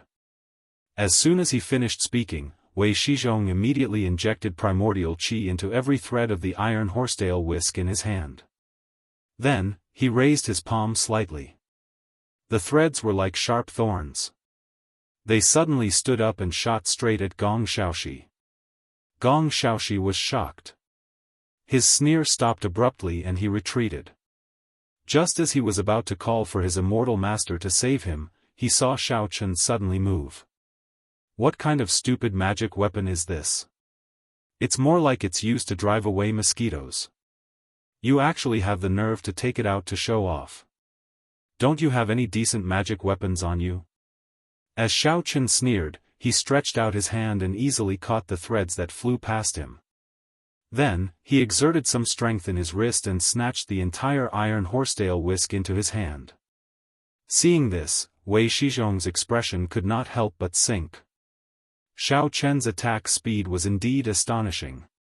However, when he stared at the iron horsetail whisk that Xiaochen had snatched away, a trace of hidden joy suddenly flashed in his eyes. Ha ha ha, Immortal Master is really powerful. Gong Xiaoxi's expression immediately changed from fear to excitement. He said excitedly, it's a pity that my father and junior fellow apprentice are not here now. If he could see with his own eyes that you could kill a cultivator at the peak of Yuanying realm, his life would not be in vain. I say, disciple, can't you speak properly? You either call him father or junior brother. If others hear you calling him father and junior brother, they will think that something is wrong. In any case, he gave birth to you and brought you up, can't you respect him a little? Hongzhu rolled his eyes at Gong Xiaoxi and said snappily. Every time he heard Gong Xiaoxi say this, Hongzhu would feel particularly awkward. They were clearly father and son, yet they kept addressing each other as senior brother and junior brother. Hey, old fart, don't tell me that's all you've got. Xiaochen waved the iron horsetail whisk in his hand and said coldly, hurry up and show me what you're good at. This young master doesn't have the time to waste with you. In any case, you won't be able to live today, so you might as well take out your trump card and let me broaden my horizons. Wei Shizhong was also confused by Gong Xiaoxi's chaotic relationship. At this time, when he heard Xiaochen's urging, he quickly regained his wits and said with a strange and evil smile, trump card? Isn't it in your hand? You have the nerve to call this fly swatter your trump card. Xiaochen waved his hand disdainfully. Halfway through his sentence, he felt as if his finger had been entangled by something. Looking down in astonishment, Xiaochen discovered that the thing that had taken the initiative to entangle his finger was the silk thread that he had been tightly gripping. Just as Xiaochen was slightly stunned, the silk thread on the iron horsetail whisk suddenly seemed to have a life of its own. It began to grow and extend continuously. Soon, it wrapped around Xiaochen's hands and feet, and then tightly tied him up, not allowing him to move. There were even a few silk threads that had spread up Xiaochen's chest and strangled his neck. Wei Shizhong saw that his magical instrument had begun to work, and he couldn't help but laugh up to the sky. He mocked mercilessly, brat, at least you're called an immortal by your disciple. How can you be bound by this little thing? I think you're just so. You don't seem to be that great. What the hell is this? And Xiaoma, what are you waiting for? Hurry up, cut off the silk thread. Xiaochen tried to struggle a few times, but found that it was impossible to break free with human strength. Instead, it was getting tighter and tighter. He had to give an order to Xiaoma with difficulty. Yes. Master. And Xiaoma was originally floating in the air, waiting for Xiaochen to summon again. When she heard the order, she immediately responded and swooped down toward Xiaochen. When she rushed in front of Xiaochen, Xiaoma manipulated the flying sword and carefully slashed at the silk thread of the iron horsetail whisk. However, after slashing several times in succession, she couldn't cut off the silk thread that was getting more and more entangled. Instead, a small crack appeared on the body of the flying sword, which made Xiaochen feel pain. TSK, you actually have this kind of magical instrument at such a young age. You must have encountered some great luck, so you have the guts to call yourself an immortal, right? Wei Shizhong looked at the flying sword that moved on its own, curled his lips, and sighed. Cut the crap, let go of my immortal master. My master still has many magical instruments and tricks. I can let you experience them one by one. I guarantee that you've never seen them in your life. Gong Xiaoxi hid behind Xiaochen and shouted at Wei Shizhong. You want to provoke me to let go? Don't waste your efforts. Wei Shizhong sneered and looked at Xiaochen, who was still struggling in vain. He said lightly, those horsetail whisk threads are made of the mane of ancient spiritual beasts. They are extremely precious. Although your flying sword looks very magical, it's simply a pipe dream to think that you can cut my horsetail whisk threads with this ordinary weapon. Xiaochen actually did not have any fear. Although he felt a little suffocated, he still looked down at the silk thread that tied him with great interest. He found that these strands of silk thread were shiny and oily. Although they looked soft and entangled, they were very tough when they were wrapped around the body. The flying sword could not cut them, which also proved that these silk threads were very hard. They were indeed like the mane of an animal, such as the quills on a porcupine. Wei Shizhong waited for a while, but he didn't see any reaction from Xiaochen. He couldn't help but feel a little angry. A faint layer of primordial qi appeared on his body. He snorted and said, "Kid, do you think it's over? Today, this old man will let you enjoy some more exciting things. I'll make your trip worthwhile." When Xiaochen heard this, he looked up in surprise. He saw that Wei Shizhong was making a few hand gestures back and forth, and then his mouth was murmuring. The primordial qi on his body was constantly increasing.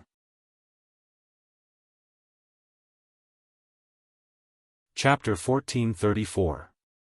After looking for a while and not finding any clues, Xiaochen was puzzled.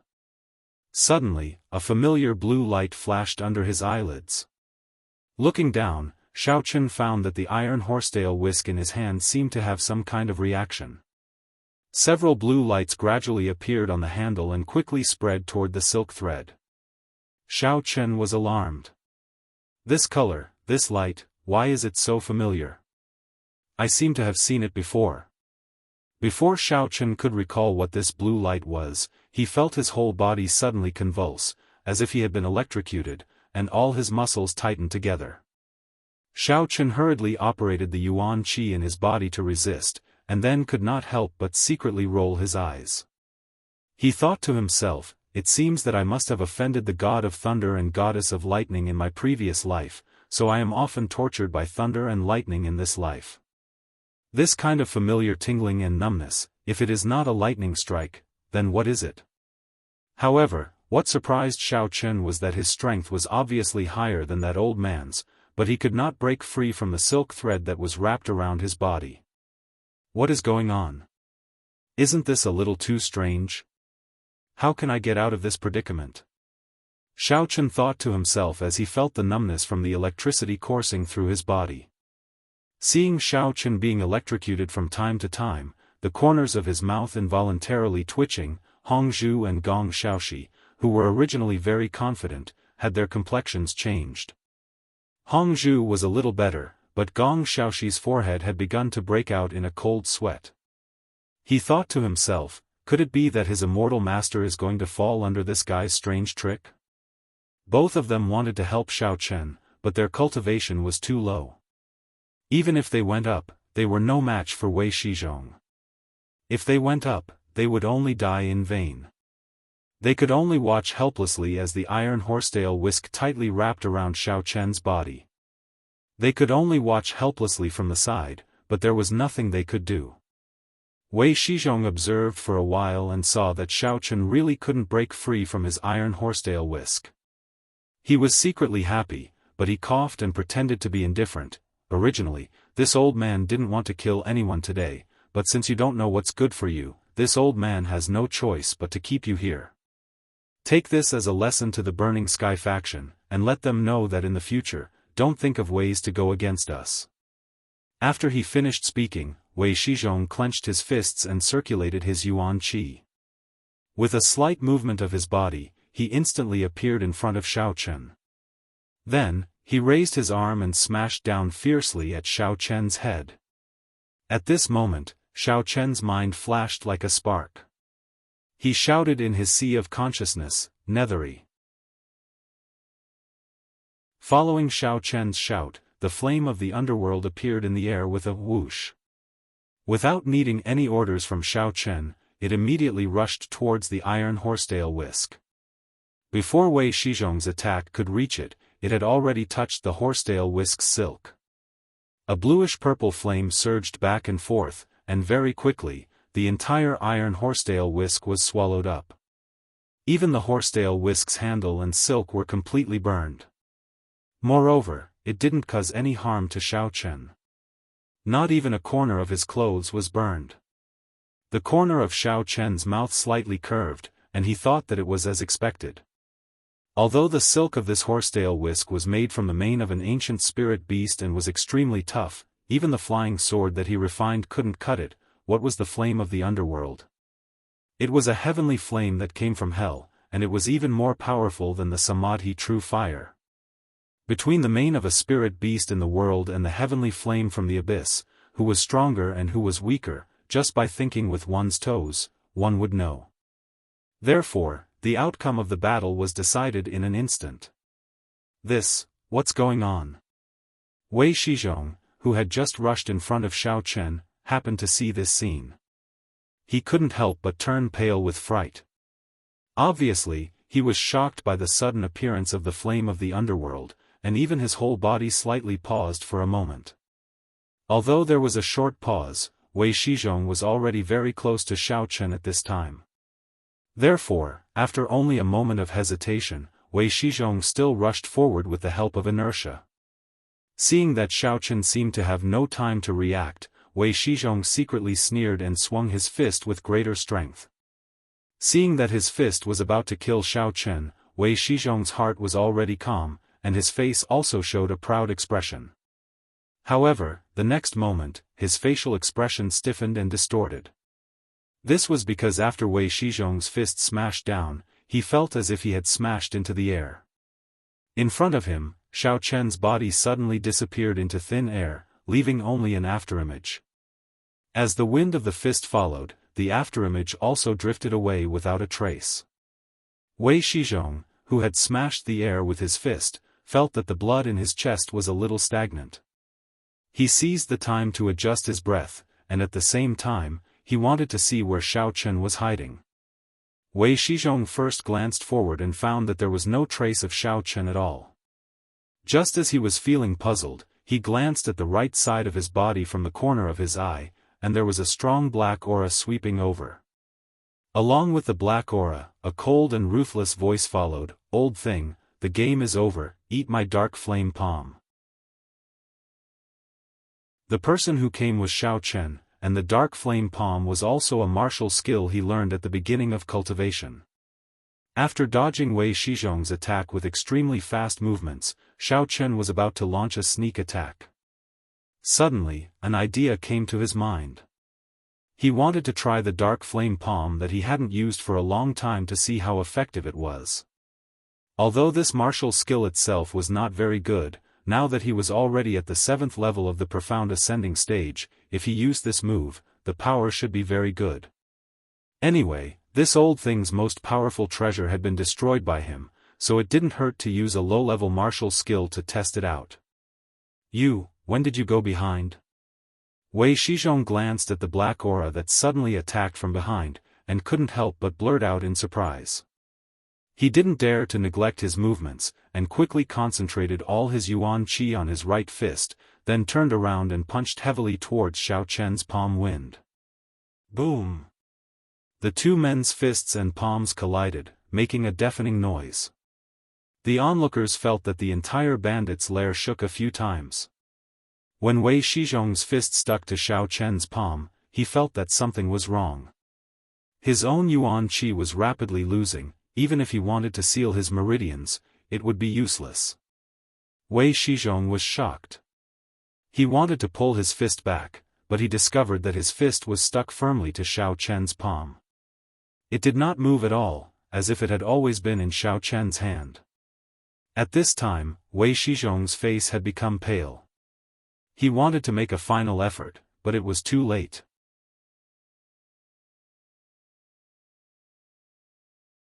Chapter 1435. Wei Shizhong's right hand was quickly swallowed up by the black aura that was radiating from Xiao Chen's palm. The black aura continued to spread upward along Wei Shizhong's right hand, just like the silk threads on his iron horsetail whisk. It did not take long for his entire body to be shrouded in it. Wei Shizhong did not notice it at all. He was still trying to pull his right hand away from Xiao Chen's palm. Then, he suddenly felt a chill all over his body. Just as he was about to lower his head to check the situation, a stabbing pain suddenly erupted from the skin of his body straight to his heart. Wei Shizhong did not even have time to scream before he fell to the ground with his entire body turning black. Blood flowed out of his 7 orifices and he died instantly. Wow! Master Immortal, you're too awesome. Killing a cultivator at the peak of the nascent soul stage is simply a piece of cake. Gong Xiaoxi cheered with a face full of ecstasy. I must repeat this scene to my father and junior brother so that they can also know how awesome our master is. Hong Zhu, who had been on tenterhooks just a moment ago, also revealed a lovely smile at this moment. Like a swallow returning to its nest, she threw herself into Xiao Chen's embrace. Then, she gave him a peck on the cheek and proudly said, I told you that my man wouldn't be defeated by this kind of old man. I really have good taste. Xiao Chen patted Hong Zhu on the head, then glanced at Wei Shizhong, who was lying on the ground as dead as a doornail. He shook his head and said to Gong Xiaoxi with a regretful expression, it's a pity that this guy was too weak. I wanted to try out a few moves first and then use the flying bandit, but in the end, he died just like that. You didn't get to see Master's famous work. It's all right, Master Immortal. We have plenty of opportunities. It'll be the same next time. Gong Xiaoxi was overwhelmed by the favor and hurriedly waved his hand. A few bandits who were still alive had been hiding far away to observe the battle. When they saw that Wei Shizhong had been killed, they immediately turned around and fled, hoping to slip away before the enemy discovered them. But before they could run far, the mountain bandits suddenly felt their vision blur. Xiao Chen had rushed over and blocked their way. Seeing the playful expression on Xiao Chen's face, like a cat chasing a mouse, they all shivered in fear. They didn't know whether to kneel and beg for mercy or lie down and pretend to be unconscious. Don't run yet. I have a few questions for you. Xiao Chen casually dragged a skinny bandit over and asked nonchalantly, other than that yellow-clothed old thing, are there any more powerful experts in your den? The skinny bandit had originally thought that he was going to die. He closed his eyes in trepidation and waited for his judgment. However, when he heard Xiao Chen's question, he hurriedly opened his eyes and shook his head. With a sincere expression, he said, This exalted immortal, to tell you the truth, the old man that you killed earlier is called Wei Shizhong. He's our leader. There's no one more powerful than him here. Xiaochen nodded and asked again, also, where do you hide the things you usually rob? The skinny bandit rolled his eyes and was about to name a random place for Xiaochen and the rest to search first.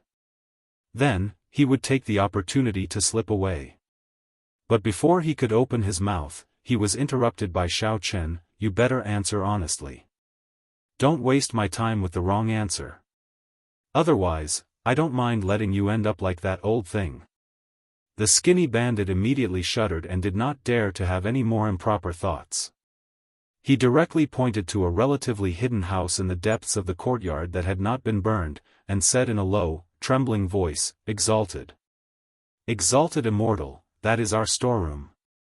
Oh? Is he right? Xiaochen turned his head and swept a cold glance at the other mountain bandits. All he saw was that they were nodding repeatedly like chicks pecking at rice. Their faces were filled with fear and did not look like they were lying. Only then did he casually throw the skinny bandit to the ground. The bandit thought that Xiaochen had finished using him and was preparing to silence him. He crawled on the ground and did not dare to move, his back drenched in cold sweat. Scram! Don't commit any more crimes in the future. Just when those mountain bandits were on tenterhooks, Xiaochen's indifferent voice sounded, Otherwise, if you are caught by this great immortal next time, you won't be as lucky as you were this time. For a moment, the bandits thought that they had misheard him. It was only when they saw Xiaochen turn around and leave did they realize that the ascendant immortal was telling the truth. Immediately, they scrambled away from the scene, wishing that they could grow 4 more legs and run for their lives. At this time, Hongzhu and Gong Xiaoxi also walked over. The latter gave Xiaochen a heartfelt thumbs up and said with a face full of admiration, Immortal Master, it is all thanks to your help today that we swept away all these disasters. Otherwise, if the Burning Heavens sect were to be constantly harassed by these mountain bandits in the future, I'm afraid that it would not be long before we are emptied. Oh, it was nothing, no need to take it to heart. Xiaochen casually patted Gong Xiaoxi's shoulder and led him and Hongzhu to the storeroom. The gratitude on Gong Xiaoxi's face became even more intense. Immortal Master is really too good to me. Not only did he help the Burning Heavens sect clear away the external troubles, he was also so humble and did not take credit for it. To be able to have such a master, it was simply a blessing that he had cultivated in his previous life. After walking for a while, Xiaochen suddenly thought of something. He turned around and asked Gong Xiaoxi, Oh right, I have a question that I don't understand. You also know that my strength is much higher than that old fellow surnamed Wei, so why was I still restrained by his magic tool? This doesn't seem very logical. Oh, right. Master Ascendant, it's like this. There are several types of magic artifacts. Everyone's magic artifacts are different. Normally, the more ordinary magic artifacts of immortal cultivators will only grow stronger according to the wielder's strength. These magic artifacts can be bought in the magic artifact shops in ordinary towns. However, some special magic artifacts are different. They will have different effects, Gong Xiaoxi explained with a chuckle. Oh, like that iron horsetail whisk just now? Xiaochen raised his eyebrows. When he recalled that Wei Shizhong had mentioned the fur of an ancient spiritual beast, he seemed to have realized something. It seemed that this guy was not lying. Exactly. Gong Xiaoxi nodded, and added, presumably, that old fellow had some kind of fortuitous encounter in the past, and was lucky enough to pick up the fur of an ancient spiritual beast. Therefore, when he made it into his magic tool, it will have a different kind of strength enhancement, such as the ability to be tough and unbreakable. That is why you were careless and fell into its trap. So that's how it is. I didn't think that this magic tool would have so many tricks up its sleeves. It seems that I will have to be a little more careful in the future. Only now did Xiaochen nod in realization, and he could not help but sigh.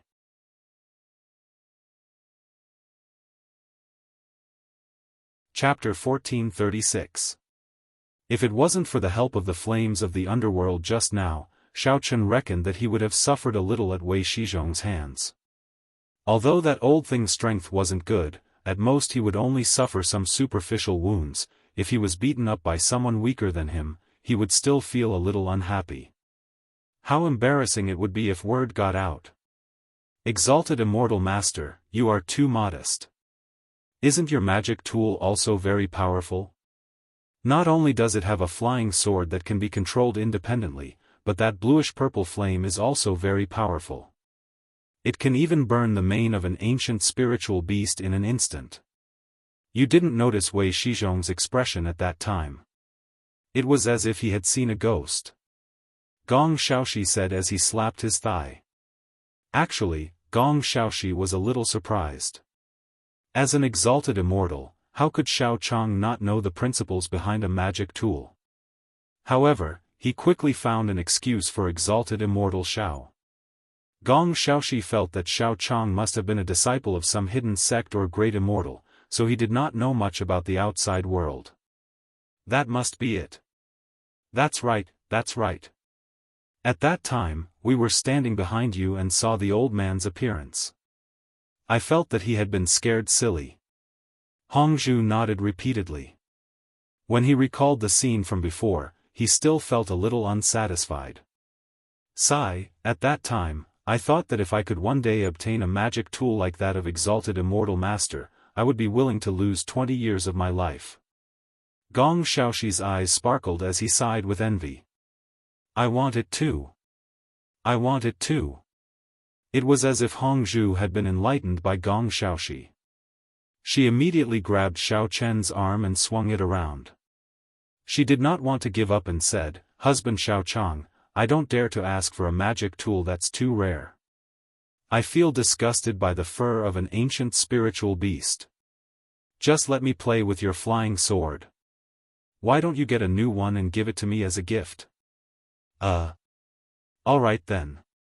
If there is a chance in the future, I will help you snatch a few flying swords to use. Xiao Chen could not do anything about Hongzhu's pestering. He could only nod his head helplessly and agree. However, Xiao Chen had a different thought in his heart. Do you think flying swords are so easy to get? This flying sword of mine has a particularly troubled life. It had been smashed and rebuilt several times. Besides, even if you really have a flying sword, you may not be able to control it. Although everyone is a cultivator, there is still a fundamental difference. If you don't have a good understanding of divine sense, then you don't know how to use a flying sword. Hongzhu and Gong Xiaoxi were naturally unaware of Xiao Chen's inner ridicule. Just hearing his promise was enough to make them dance with joy. At this time, they had already reached the back of the courtyard, the door of the storehouse that the skinny bandit had mentioned. Gong Xiaoxi jogged forward and forcefully pushed open the door of the storehouse. As soon as the door opened, it was filled with all kinds of heavenly treasures. There were also many rare treasures that had been plundered. The wooden shelves against the wall were filled to the brim, and there were even a few crooked wooden boxes stacked in the corner. Hongzhu hurriedly ran over and opened one of the boxes to take a look. He discovered that it was filled to the brim with spirit crystals. It was enough to show that these bandits had indeed harmed many of the merchants of Luxian Prefecture. Seeing the two people who looked as if they had struck a fortune and were filled with joy, Xiao Chen's expression was very calm. He looked around the storehouse, but did not follow them in. Instead, he frowned slightly, crossed his arms in front of his chest, and leaned against the door frame. He lowered his head and fell into deep thought. From Xiao Chen's point of view, these bandits did not seem as simple as they appeared on the surface. It was possible that there was an even more powerful backer behind them. Xiao Chen had his own reasons for making such a deduction. Just now, when he had set fire to the house, he had discovered that the scale of the house was extremely large. It did not seem like something that ordinary bandits could build. Moreover, there were quite a few golden core cultivators in the courtyard. It must be known that even a large faction like the Burning Sky faction did not have many golden core disciples. How could a group of bandits have such high capabilities? If that was really the case, then what was the point of them being bandits? Wouldn't it be safer to be a bodyguard in a random place than to be a bandit? Moreover, although the bandit leader, Wei Shizhong, had a cultivation at the peak of the nascent soul stage, Xiaofan could feel that this guy lacked a kind of leadership aura. He looked more like a follower or an elder. He was the type of person who did not have a mind of his own and only relied on his strength to do things. Even Duan Suqing, the head of the Burning Sky faction, although his strength was not high, as the head of a sect, his temperament was more high-end and elegant. Naturally, he emitted a kind of prestige of a person in a high position, which was not inferior to Wei Shizhong's. These points were what Xiaofan was puzzled about. If it was really as he had deduced, and there was a powerful force behind these bandits, then if he did not uncover this force, these bandits would most likely come back in other ways. And most importantly, after this failure, these people might not be so easy to deal with. Thinking of this, Xiaofan could not help but feel a little regretful. If he had known this would happen, he would not have let those escaping bandits go. Instead, he would have detained them and interrogated them carefully. At that time, he did not think so much. He thought that these people were just ordinary bandits under Wei Shizhong. So he let them go and wanted them to do some serious business. Now that he thought about it, it was probably not that simple. It had to be said that sometimes, Xiaofan's intuition was surprisingly accurate. Those bandits were indeed not a group of their own. They were just small toys under a huge force. The group of bandits that Xiaofan let go, as well as other people that he didn't notice, took advantage of the chaos to escape from their lair, and once again gathered together. After a short meeting, they separated into two groups. Some of them ran into the mountains to hide, while the others snuck into the Wuxia prefecture. They found different places to stay, and then immediately reported the situation to their superiors, who were a level higher than Wei Shizhong. Then, they quietly hid in a hidden place in the Wuxia prefecture, waiting for the next order. A few hundred kilometers away from the Wuxia prefecture, in a house in a bustling city, servants were busy coming and going.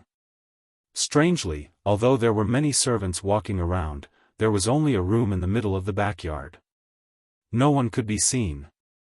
Everyone seemed to be afraid of this place. When they passed by, they all took a detour. Moreover, their footsteps were very light, for fear of disturbing the people in the room who were talking in the room. In the room, there was an old man in purple sitting in the guest seat. On the main seat, there was a middle-aged man reclining. His face was wrapped in a thin gauze, so his appearance could not be seen clearly. However, his eyes that were exposed flashed from time to time. He looked very powerful.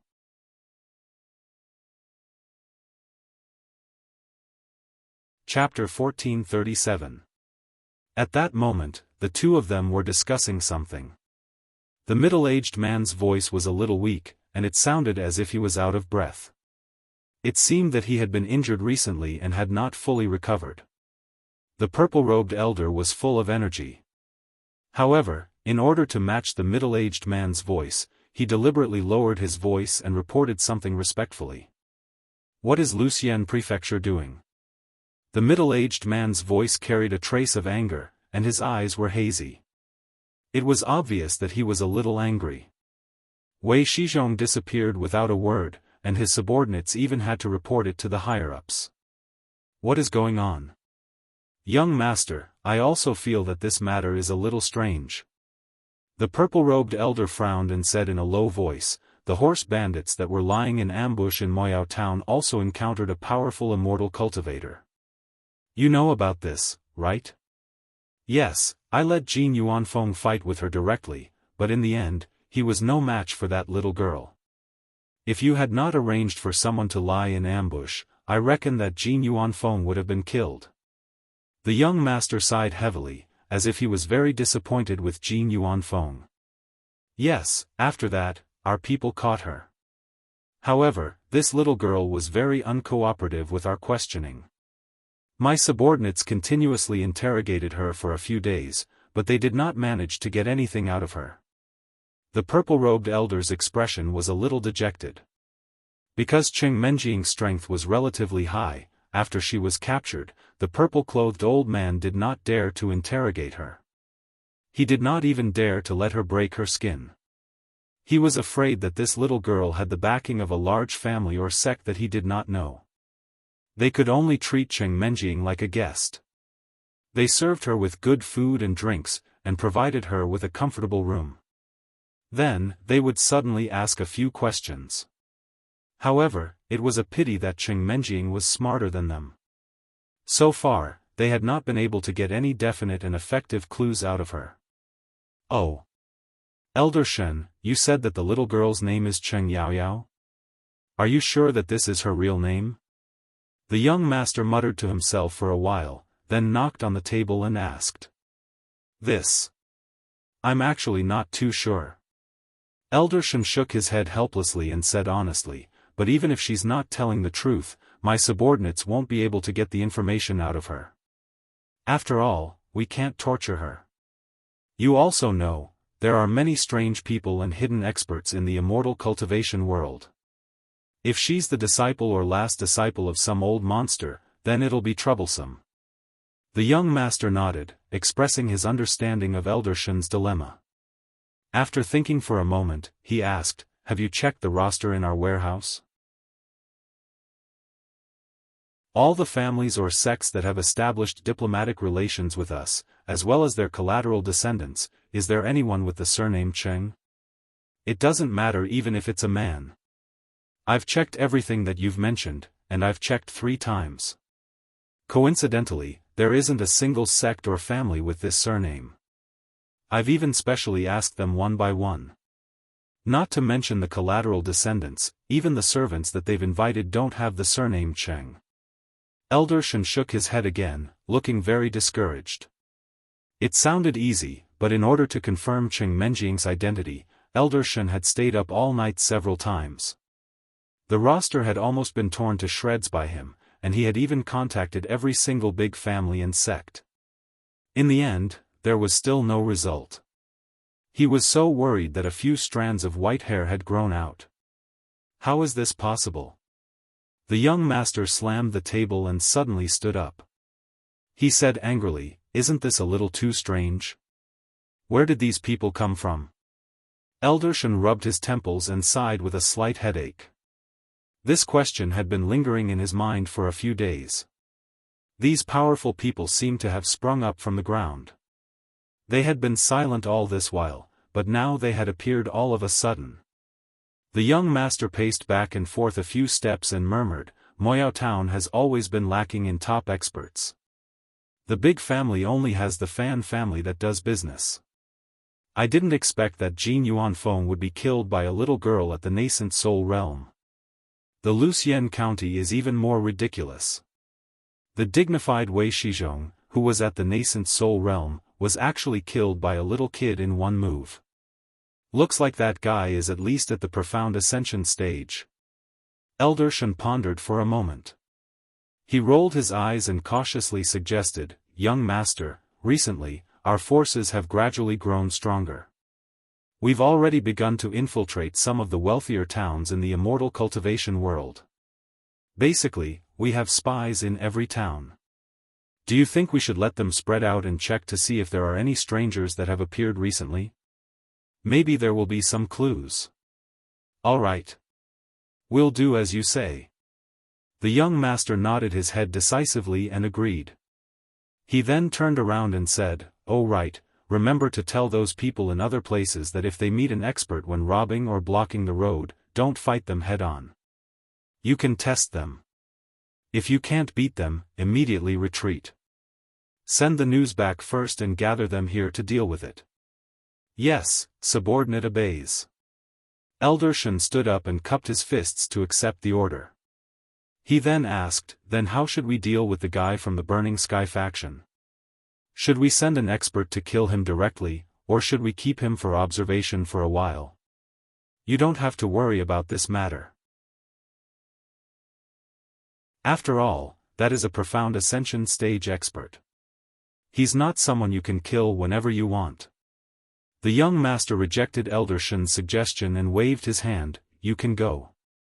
Just do what I told you. If there are any new developments, report to me at any time. All right, subordinate will take his leave. Elder Shen naturally would not disobey. He respectfully bowed and left the room. Then, he carefully closed the door. After sending Elder Shen away, the young master took out a sound-transmitting talisman from his pocket. He hesitated for a moment, then seemed to have made up his mind. He brought over a basin of water and carefully placed the sound-transmitting talisman on the surface of the water. He silently said a few words. Not long after, the sound-transmitting talisman emitted a faint white light. There were ripples on the surface of the water. A few bubbles slowly floated up. At the same time, a cold male voice came out. "How's your injury?" A loud but emotionless voice echoed in the large room. Although he said words of concern, it didn't sound like he cared at all. "Fa. Father, my injury is more or less fine. I'll completely recover after resting for a while. Thank you for your concern." The young master was obviously startled. He did not expect that his father would actually ask about his injury. He was somewhat surprised in his heart. He paused for a moment before replying with a stutter.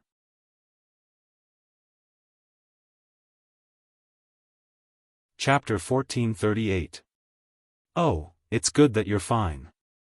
Why are you in such a hurry to find me? Did you encounter some trouble again? The voice did not linger on this matter and went straight to the main topic.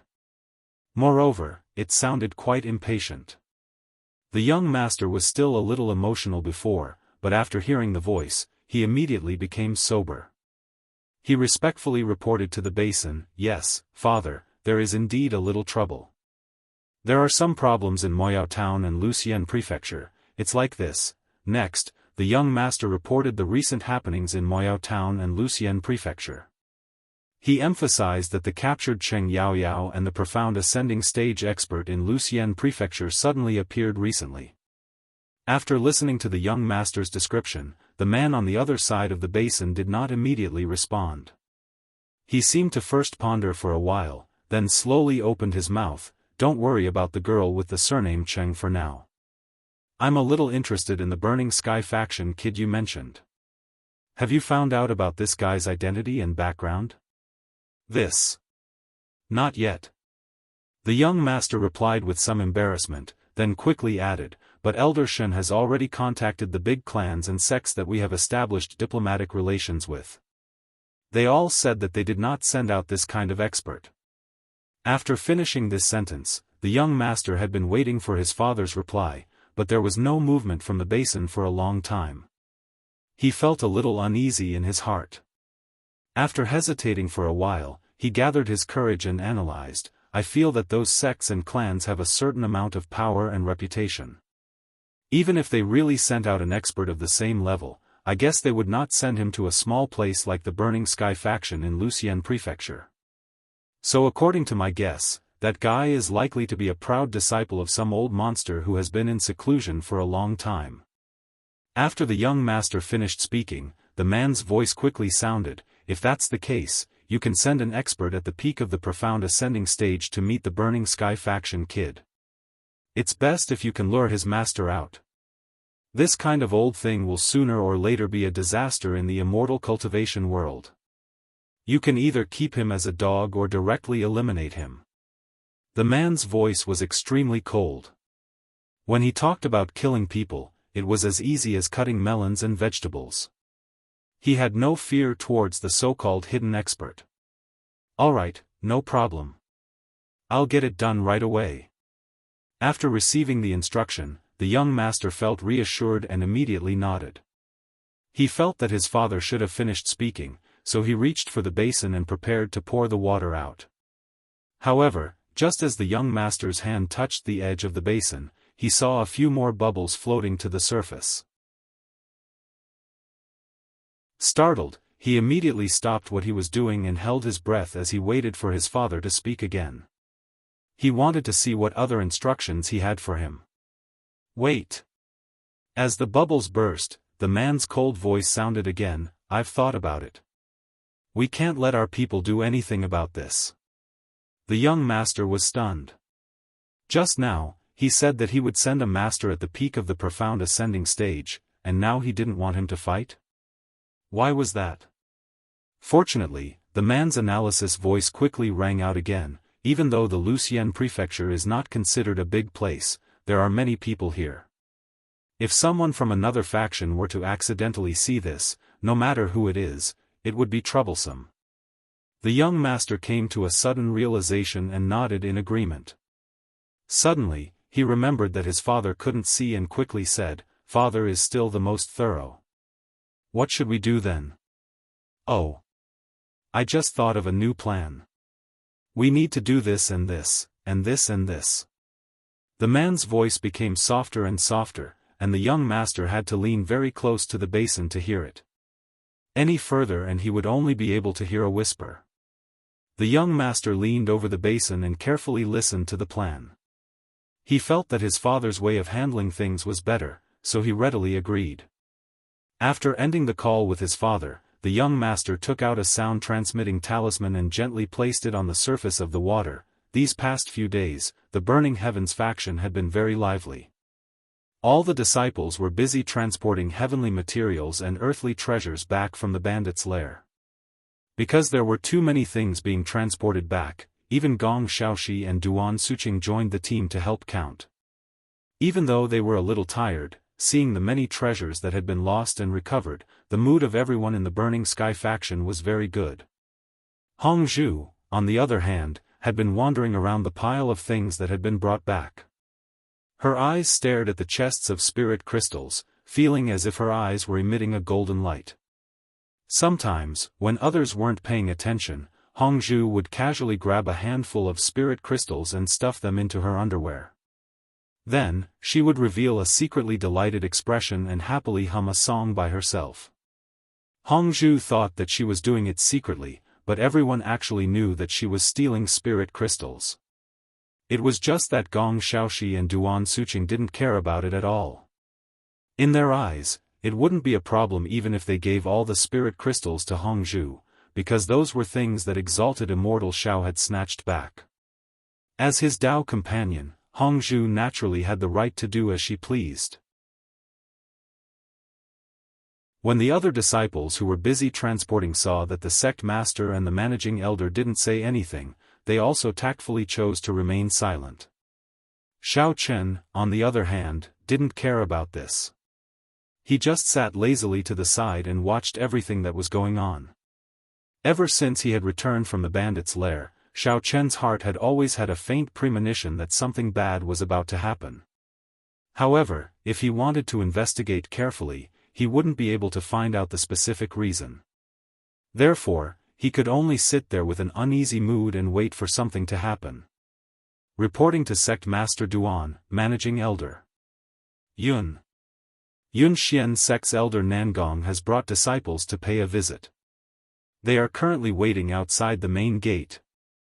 Just as Xiao Chen was about to put away his thoughts and tease Hong Zhu, he suddenly heard the sound of deng deng deng footsteps outside the door. A disciple hurriedly ran in and loudly reported while gasping for breath. Trouble's coming. Xiao Chen quivered as this sentence suddenly flashed in his mind. When the disciple reported just now, Xiao Chen's heart unconsciously thumped. Although he didn't know what the Yun Xian sect was, his intuition told him that these people might be inextricably linked to the bandits that had scattered in all directions. Yun Xian sect? What are they doing at the Burning Heavens sect? When Duan Suqing heard the report, he couldn't help but be slightly stunned. He turned to look at Gong Xiaoxi and found that he also had a blank expression on his face. After thinking for a while, he instructed the disciple, invite Elder Nangong to the guest hall first. Take good care of him.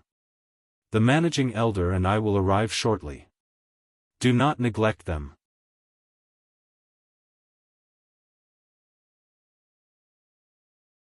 Chapter 1439. Looking at the back of the Burning Sky sect disciple who was running away, Xiaochen put on an interested expression and asked, "Sect Master Duan, where did that Profound Cloud sect come from? Could it be that the Burning Sky sect has a relationship with them? Or did you guys offend someone from the Profound Cloud sect before, so they came to find trouble? I don't think I've heard you guys mention this sect before." "Hee, exalted immortal Xiao, you think too highly of our Burning Sky sect." Duan Suqing helplessly laughed bitterly and waved his hand. The Profound Cloud sect ranks second in the entire cultivation world in terms of foundation and strength. How could the Burning Sky sect have such great charisma? What kind of relationship could we have with them? It's even more impossible to offend such a colossus. They only need to move their fingers and they can annihilate our entire sect. Why bother humiliating ourselves? It's only second place. What's so great about it? Then what's the number one sect in the cultivation world? When Hongzhu heard Duan Suqing's description, he couldn't help but curl his lips and snort. In Hongzhu's mind, Xiaochen was the most powerful person. The other number 1 and number 2 were all trash, not worth mentioning at all. Master's wife, let me tell you this. Gong Xiaoxi put down the pen and paper that recorded the treasures, jumped out from the pile of herbs, shook off the dried leaves on his clothes, and said with a smile, "There are 3 great sects at the top of the cultivation world. Number 1 is the Huanchen Pavilion, number 2 is the Profound Cloud sect, and the last is the Tsanghua sect. 3 great sects." Hongzhu frowned and muttered with some disdain, "Why do I hear these 3 great sects' names sound so mediocre? They're just mediocre. Could it be that there aren't any other powerful sects or clans that can compare to them?" This. Gong Xiaoxi scratched his head and said with some uncertainty, "I've actually heard that in recent years, there seem to be 2 mysterious sects that have suddenly emerged. Their strength is developing rapidly, and they're showing signs of catching up to the 3 great sects." "Oh? So magical?" Hongzhu's interest was immediately piqued. He held his chin and asked curiously, "Elder sister, I feel that the 2 sects you mentioned are a bit interesting. Disciple, do you know their origins?" Gong Xiaoxi rubbed his nose and smiled embarrassedly. Although they have been developing very quickly recently, they were only small sects in the past. No one has ever carefully investigated their origins. Moreover, I heard that the whereabouts of these 2 sects are very secretive and they rarely appear in the immortal cultivation world. So, I actually don't know much about them. Sorry to disappoint Master's wife." Hongzhu pursed his lips in disinterest. Just as he was about to say something, Xiaochen waved his hand and interrupted him. "Alright, little Hongzhu, we don't have time to inquire about these trivial matters. Let's go and chat with the people from the Profound Cloud sect first. Let's see what their purpose for coming here is. It won't be too late to chat after we've settled this." Xiaochen had always been brooding over the Profound Cloud sect's intentions. He had a strong feeling that this sect had come with ill intentions, so he wanted to solve this problem first. As for other matters, he could deal with them later. Xiaochen had always been brooding over the purpose of the Profound Cloud sect's visit. He had a strong feeling that this sect probably did not come with good intentions, so he wanted to solve this problem first. As for other things, it would not be too late to deal with them later. In the main seat of the living room, sat an old man wearing a light green robe. Behind him stood 5 young men. Each of them had a dignified expression on their faces and did not conceal their cultivation. They were all experts at the peak of the nascent soul stage. This old man was the Profound Cloud sect's elder Nan Gong. He picked up the cup that was respectfully handed to him by a servant and took a sip. Soon after, he frowned and slammed the cup heavily on the table. It was obvious that he was somewhat dissatisfied with the tea. Raising his eyes, Elder Nan Gong just happened to see Xiaochen and his party coming towards him. He didn't have any intention of standing up and continued to sit leisurely on the chair. His expression was neither cold nor warm, making it very difficult to guess what he was thinking. Ha ha ha, this must be the famous Elder Nan Gong. Nice to meet you, nice to meet you. I've heard so much about you. After walking into the hall, Duan Suqing cupped his fists and bowed according to the rules. He slightly leaned forward and said some polite words. Elder Nan Gong made a sound of "oh," but still didn't stand up. His eyes were lowered as if he was studying the patterns on the ground, as if he hadn't heard Duan Suqing's greetings. Duan Suqing awkwardly coughed twice, and then respectfully said, Elder Nangong's presence this time is truly an honor for our Burning Heaven sect. I don't know what advice you have for our humble sect. Only then did Elder Nan Gong raise his eyes. His sharp eyes swept over everyone, pausing on Xiao Chen and Hong Zhu for a moment. Then, he turned his gaze to Duan Suqing and asked expressionlessly, There's no need for advice. This old man heard that a few days ago, you exterminated a group of bandits and obtained a lot of heavenly treasures from their storehouse. Is this true? I didn't think that this gossip would spread so quickly. Duan Suqing was stunned. He didn't think that Elder Nan Gong would actually ask such a question. He subconsciously pointed at Xiao Chen and said, It's all thanks to Immortal Zhao's help that our humble sect was able to successfully exterminate that group of bandits in one fell swoop.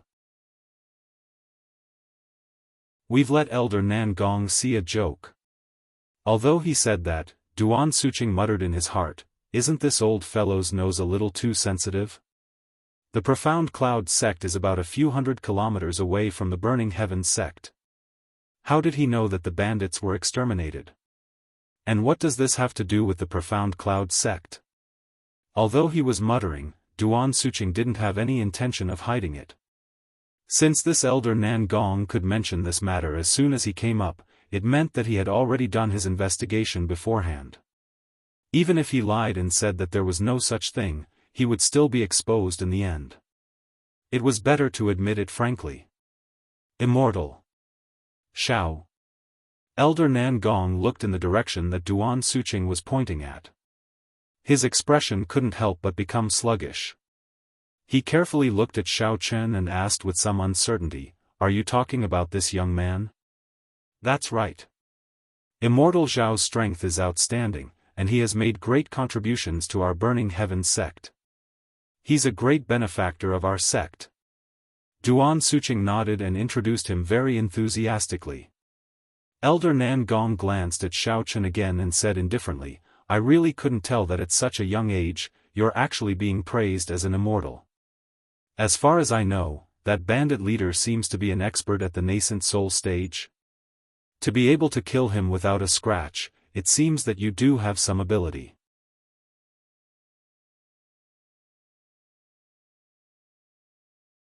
Chapter 1440. Oh, it's just so. What's so special about a nascent soul peak? Even if it's a profound ascending stage master, I can easily kill him. Xiao Chen stretched and said casually.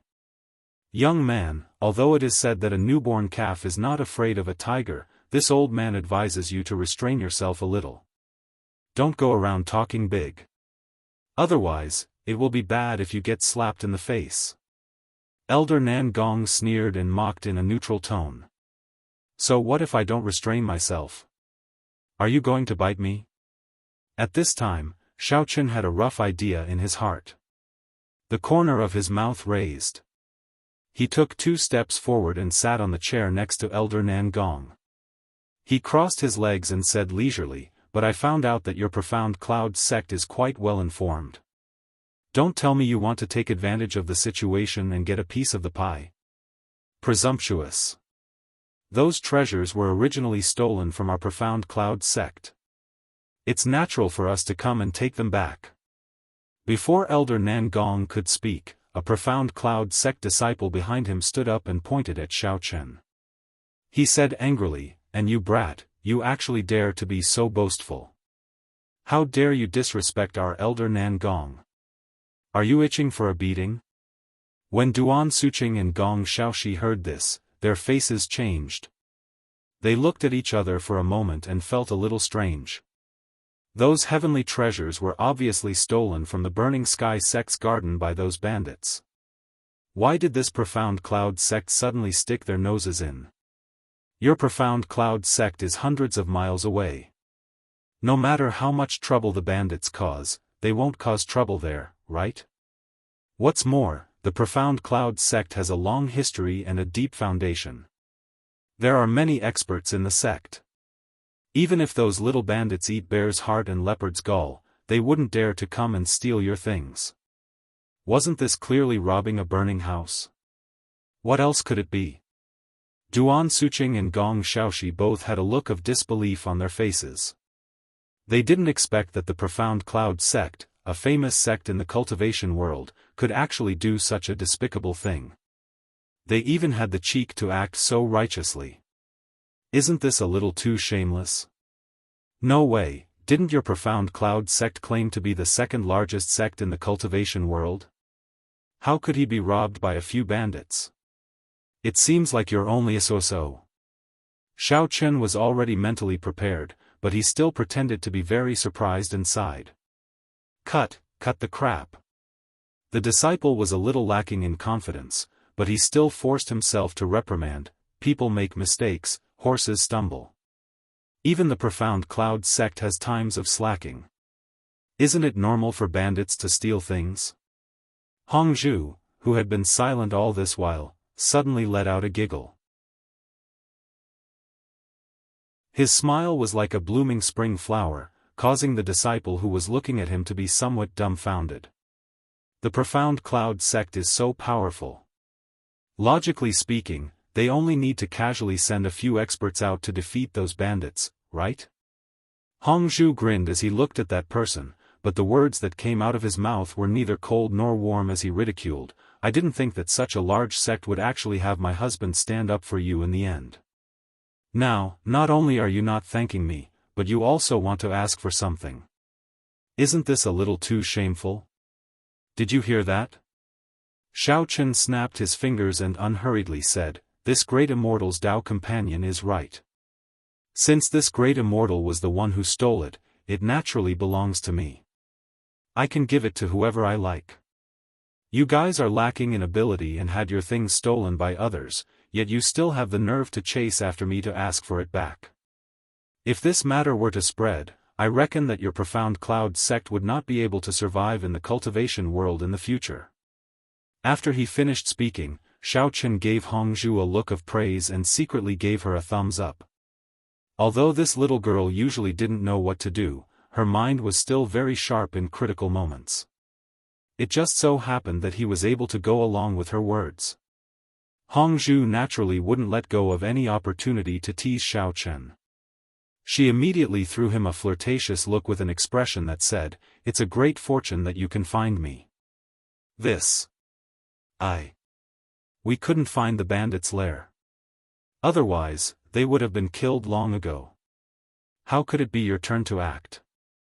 When the disciple saw Xiao Chen and Hongzhu blatantly flirting with each other, he felt a burst of jealousy in his heart and stuttered, "They just had a bit of dog shit luck and found the entrance somewhere.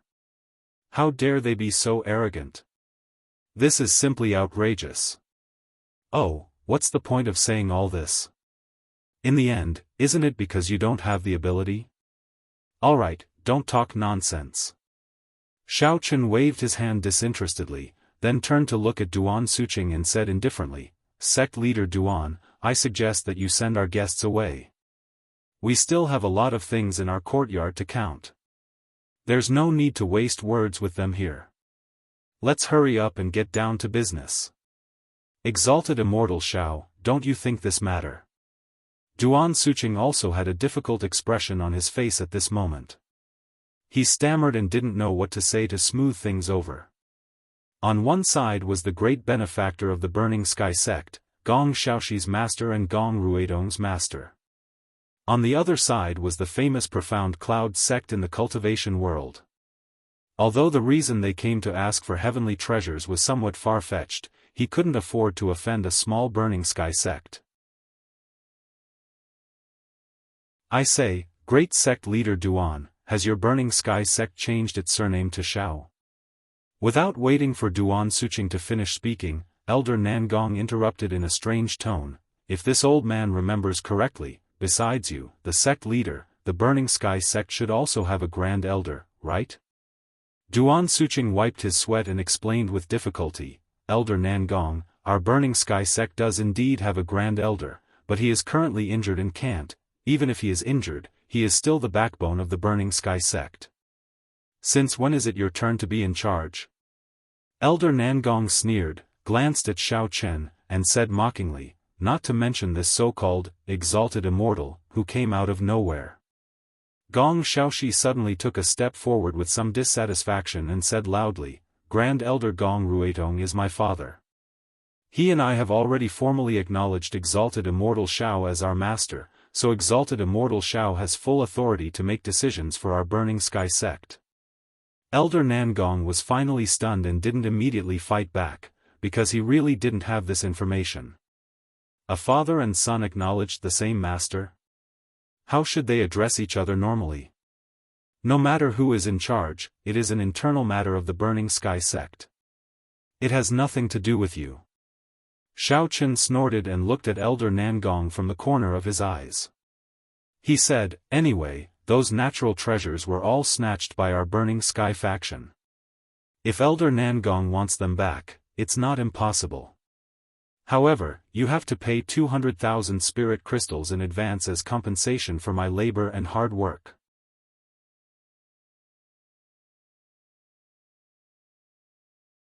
Chapter 1441. In fact, Xiao Chen knew very well that although the herbs planted by the Burning Sky faction were precious, they were not worth 200,000 spirit crystals at most. Therefore, he was asking for too much this time. As for why he did this, the purpose was very simple.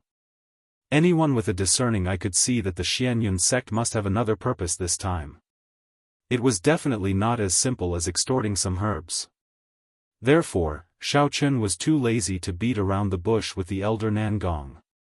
He intended to force out his real intention directly. Bullsh *T. You brat, you're simply talking nonsense. The Elder Nangong's eyes flashed with anger. He stared at Xiao Chen and said sternly, those treasures originally belonged to our Xianyun sect. Moreover, I have never asked your Burning Sky faction to help wipe out the mountain bandits. It is all your wishful thinking. Why should the Xianyun sect pay 200,000 spirit crystals? Unable to suppress the anger in his heart, the Elder Nangong simply waved his fist and directly smashed the rosewood table beside him. With a boom sound, the sawdust suddenly flew all over the sky. It could be seen that he was really angry. Xiao Chen was slightly startled. He looked at the faint aura emitted by the Elder Nangong. For a moment, he could not see through the Elder Nangong's cultivation. He was a little vigilant. He secretly ordered the fire of the underworld and a little demon to prepare in advance. The expression on his face remained as calm as ever. Duan Sucheng was a little panicked at this time. He waved his hand and wanted to say something to change the situation. However, before he could speak, he was interrupted by Xiao Chen. Elder Nangong is really good. You came to other sects to tear down the table. In that case, let's talk about the 200,000 spirit crystals later. Give me 1,000 spirit crystals as compensation for this table. Humph. It's just 1,000 spirit crystals. I still have it. However, it is not used to compensate for the table. It is a gift for you to buy a coffin. Go to hell, little bastard. The Elder Nangong sneered. A towering aura suddenly burst out from his body. The pressure was like a monstrous wave that rolled and spread in the reception hall. It was the realm of the profound ascension stage. Elder Nangong had long been a little impatient. This time, they had mustered a large force to come to Burning Sky faction. What bandits? What treasures? Those were all excuses. Their true objective was to kill this exalted immortal Xiao. And this whole thing was personally planned by the young master's father. The key was to lure out the murderer and kill him to avenge Wei Shizhong. At the same time, he could take back the spiritual crystals and heaven and earth treasures that had been stolen. The surrounding air had become stagnant. That heavy and powerful pressure made everyone feel suffocated. The oppressive feeling of death made Xiao Chen's hair stand on end. He quickly retreated. It had been a long time since Xiao Chen had encountered such a powerful master. He understood in his heart that he absolutely couldn't give his opponent any chance to make a move. He had to make the first move and kill him with a single blow. Otherwise, the consequences would be unimaginable. Nethery. Little demon N. Don't be merciful. Use your most powerful moves to kill that old thing. As he retreated quickly, Xiao Chen shouted in the sea of consciousness. Following Xiao Chen's command, the underworld flame and a little demon holding a flying sword appeared on both sides of him at the same time. They rushed toward the position where Elder Nan Gong was standing from two directions. The flame of the underworld, which was charging forward quickly, continuously absorbed the essence in Xiao Chen's body. It gradually turned from an inconspicuous little flame into a huge fireball. From time to time, it would even spit out a tongue of bluish-purple flame. It looked extremely dangerous, but it was also rather gorgeous. On the other hand, Xiaoma took a different path. As she rushed forward, she split into two, then into four. In the blink of an eye, there were dozens of identical figures in the living room. Each of the humanoid black gas held a flying sword in their hands. They stabbed at Elder Nangong's chest from different angles and directions without any blind spots. Hehe, you really have some skills. It seems that I have underestimated you just now. Elder Nan Gong, who saw this terrifying scene, didn't look afraid at all. Instead, the corners of his mouth curled into a strange arc. He taunted unhurriedly, I didn't expect you to have some skills at such a young age, but, that's all. As soon as he finished speaking, Elder Nan Gong's hands suddenly moved. Two diamond-shaped jade artifacts, one black and one white, appeared in his hands. In the blink of an eye, the white jade artifact in Elder Nangong's left hand had transformed into a diamond-shaped shield that glowed with white light, while a black phantom spear had appeared in his right hand.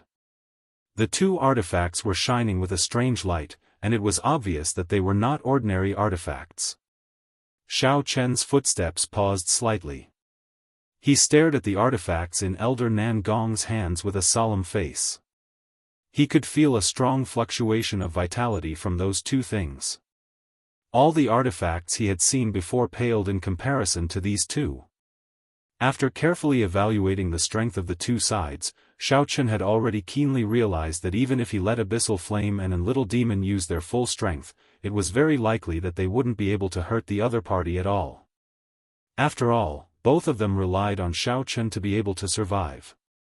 In addition to their own abilities, they needed to borrow his vitality to enhance the lethality of their martial arts. The strength of the old guy in front of him was at the great perfection of the Mystic Ascension stage. He was much stronger than Xiao Chen, who was at the 7th level of the Mystic Ascension stage. Therefore, Abyssal Flame and Little Demon would definitely be helpless against him.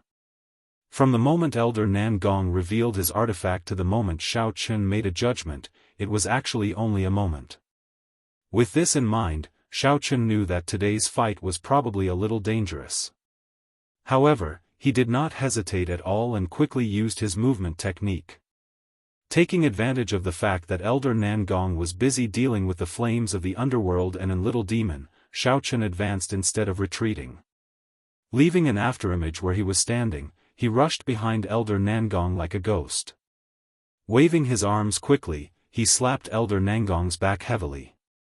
Xiao Chen had already used all his strength in this palm. He only hoped that he could hit with one blow. Even if he couldn't kill Elder Nan Gong, he wanted to seriously injure him. Boom! The hellfire of the underworld launched a powerful attack at this moment, but it was perfectly blocked by the white diamond shield in Elder Nangong's left hand. There was only a loud explosion, but Elder Nan Gong was unscathed. Xiao Chen was originally delighted in his heart. He thought that the huge explosion would be able to cover up the wind generated from his palm strike. He didn't expect that Elder Nangong had already predicted that he would launch a sneak attack. He retracted the black phantom spear in his right hand, and as if he had eyes on his back, the end of the spear's handle coincidentally collided with Xiao Chen's palm, causing him to involuntarily take a step back.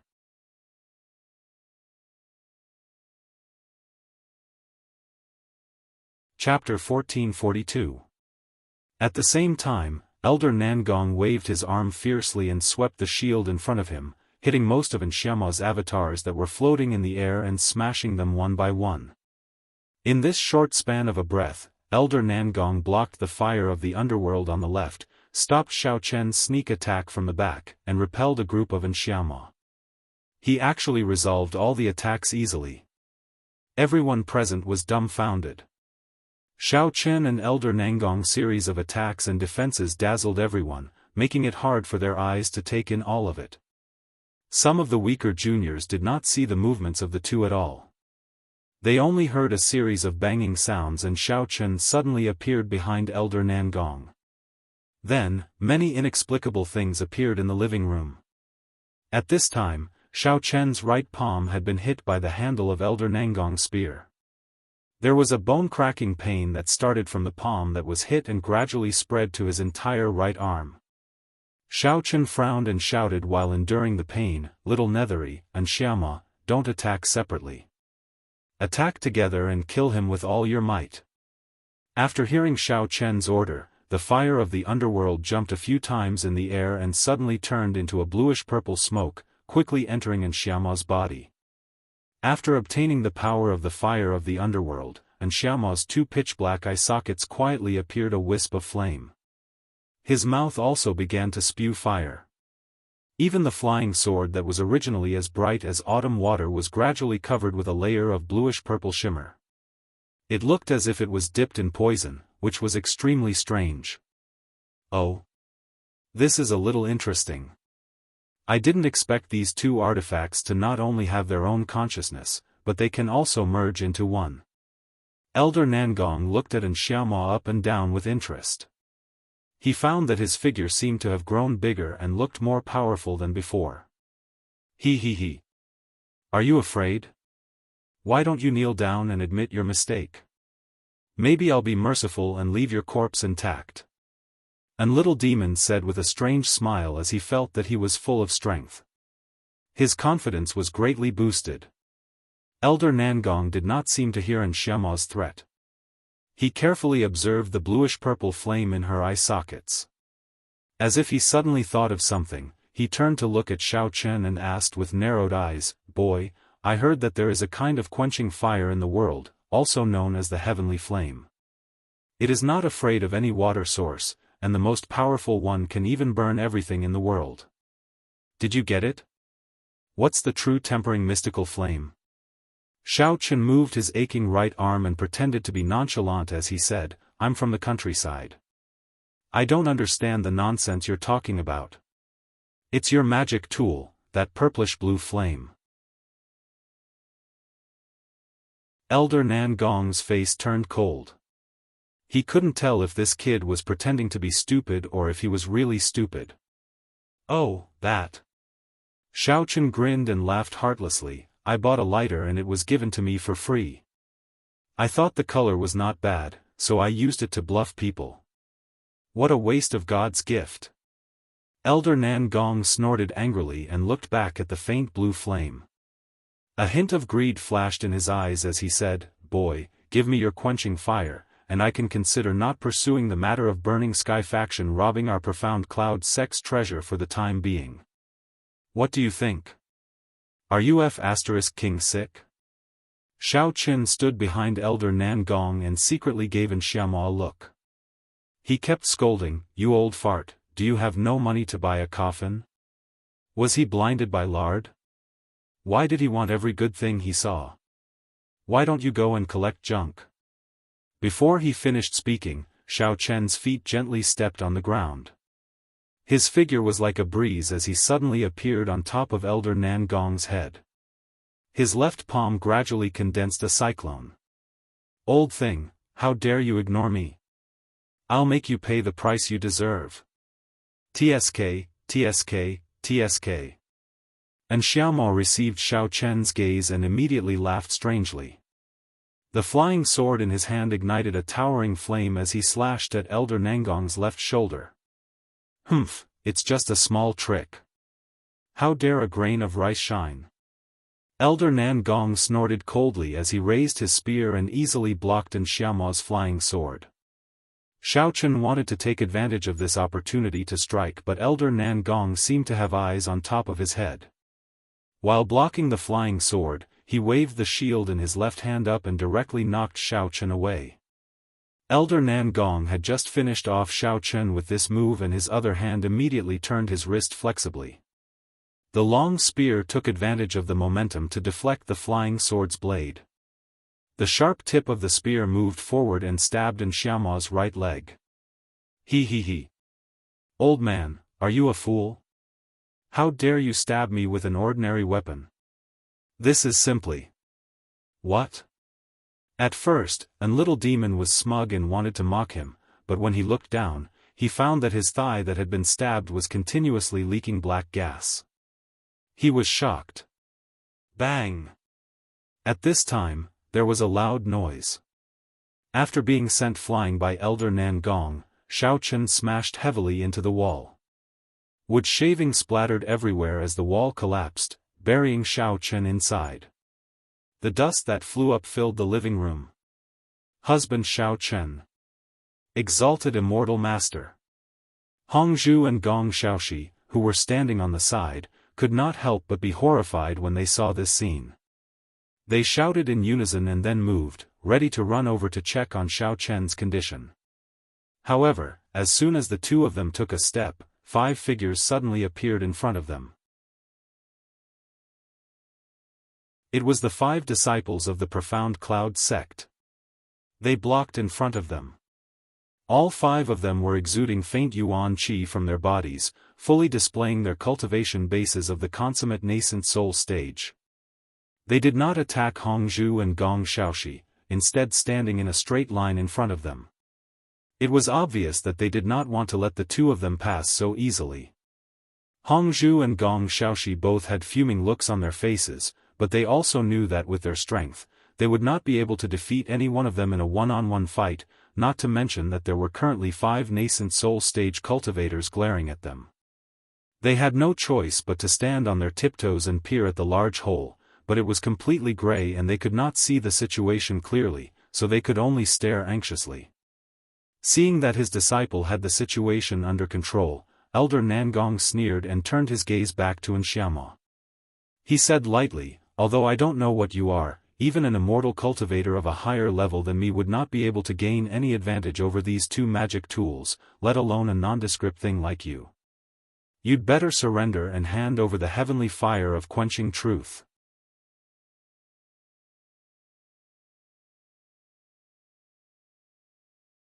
Chapter 1443. Then why don't you try this move? And Xiaomao suddenly let out a sly laugh. The black gas in his body surged quickly and surged towards the part of his thigh that was stabbed.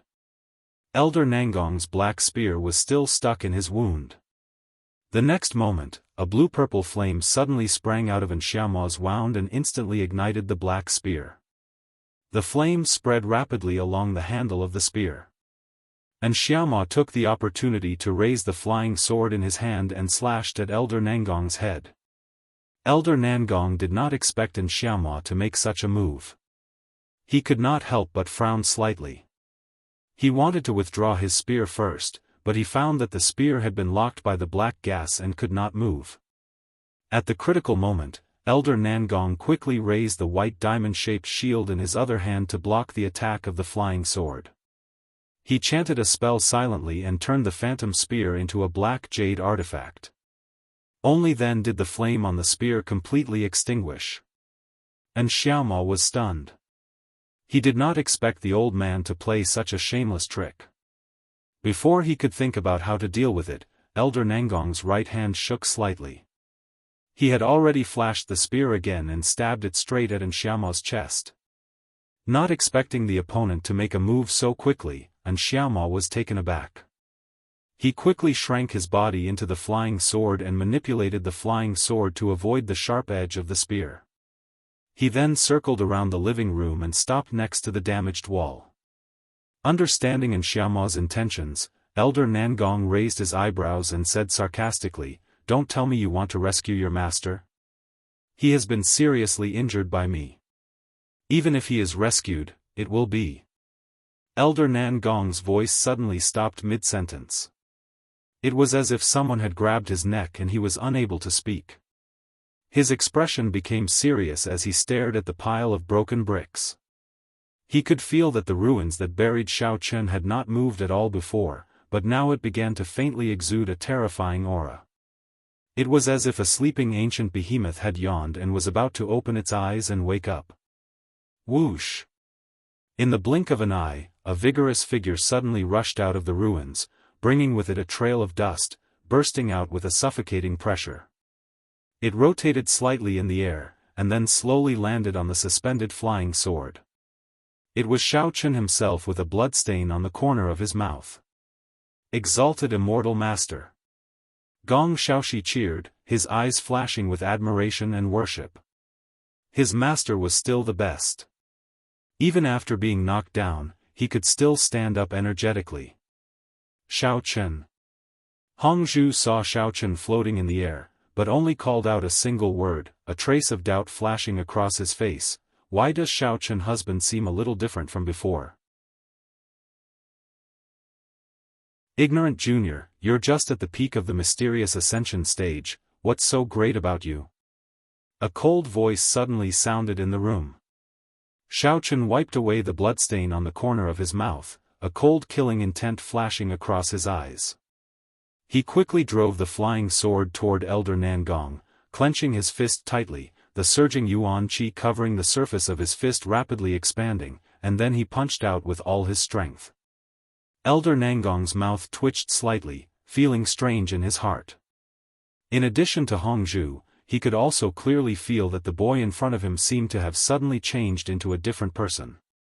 Not only did his strength skyrocket, even the tone of his voice had changed.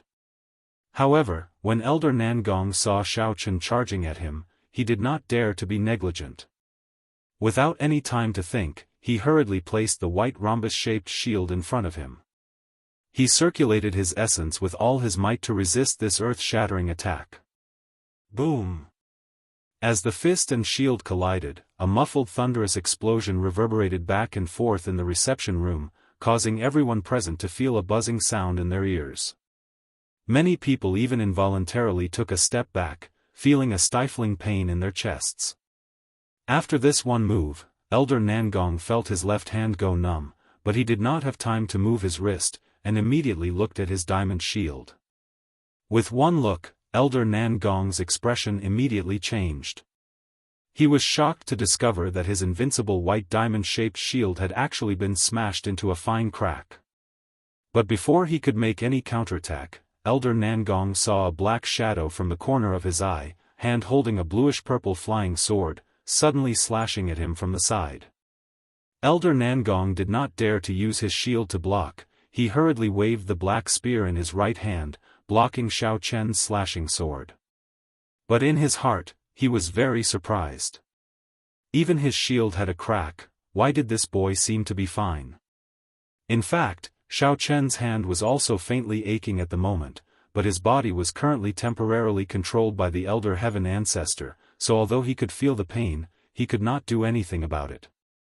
He could only quietly stay in the sea of consciousness, letting the Elder Heaven Ancestor do whatever he wanted. After using the black spear to block the flying sword, and after dodging Xiaochen's leg sweep, Elder Nangong finally recovered, took a big step back, and cautiously stared at Xiaochen. I can't believe that at such a young age, you actually know how to hide your strength. There was a hint of killing intent in Elder Nangong's tone. But even if you are already at the peak of the profound ascension stage, I will still kill you today. At this time, Elder Nangong wanted to kill Xiaochen, not only because of the mission, but also because this boy had this kind of cultivation at such a young age. He must be an amazing genius, and there must be a very strong force behind him. Now that the situation between him and Xiao Chen was already in a deadlock, if he let him go, sooner or later, Xiao Chen would become a threat to the Xianyan sect. Elder Heaven Ancestor smiled coldly. He did not reply, but manipulated Xiao Chen's body. His right hand punched fiercely, once again hitting the white diamond shield of Elder Nangong. His left hand condensed an ice ball technique, and threw it towards Elder Nangong's knee. Hehe, you really are young and inexperienced. Do you think you can break my shield with just your flesh and blood? Elder Nangong saw Xiao Chen's action, and a trace of contempt appeared on his face. However, as soon as he finished speaking, he heard a crack in his ear. Another crack appeared on his diamond-shaped shield, and this crack was obviously much bigger than the previous one. What? How is this possible? Elder Nangong was just about to exclaim. He felt a sudden cold suddenly approaching his leg. He did not have time to look down to see what it was. He immediately dodged it. Although he dodged the ice ball technique, Elder Nangong was shocked again and again. His original keen insight of the surrounding environment was somewhat weakened. After taking 2 steps back, his feet suddenly slipped, and his whole body lost its center of gravity, falling hard on the ground. It was as embarrassing as one could imagine. You're tuning in to the Xiaofan's Wuxia Tales YouTube channel. Don't forget to subscribe and join us on this journey to catch the most captivating stories.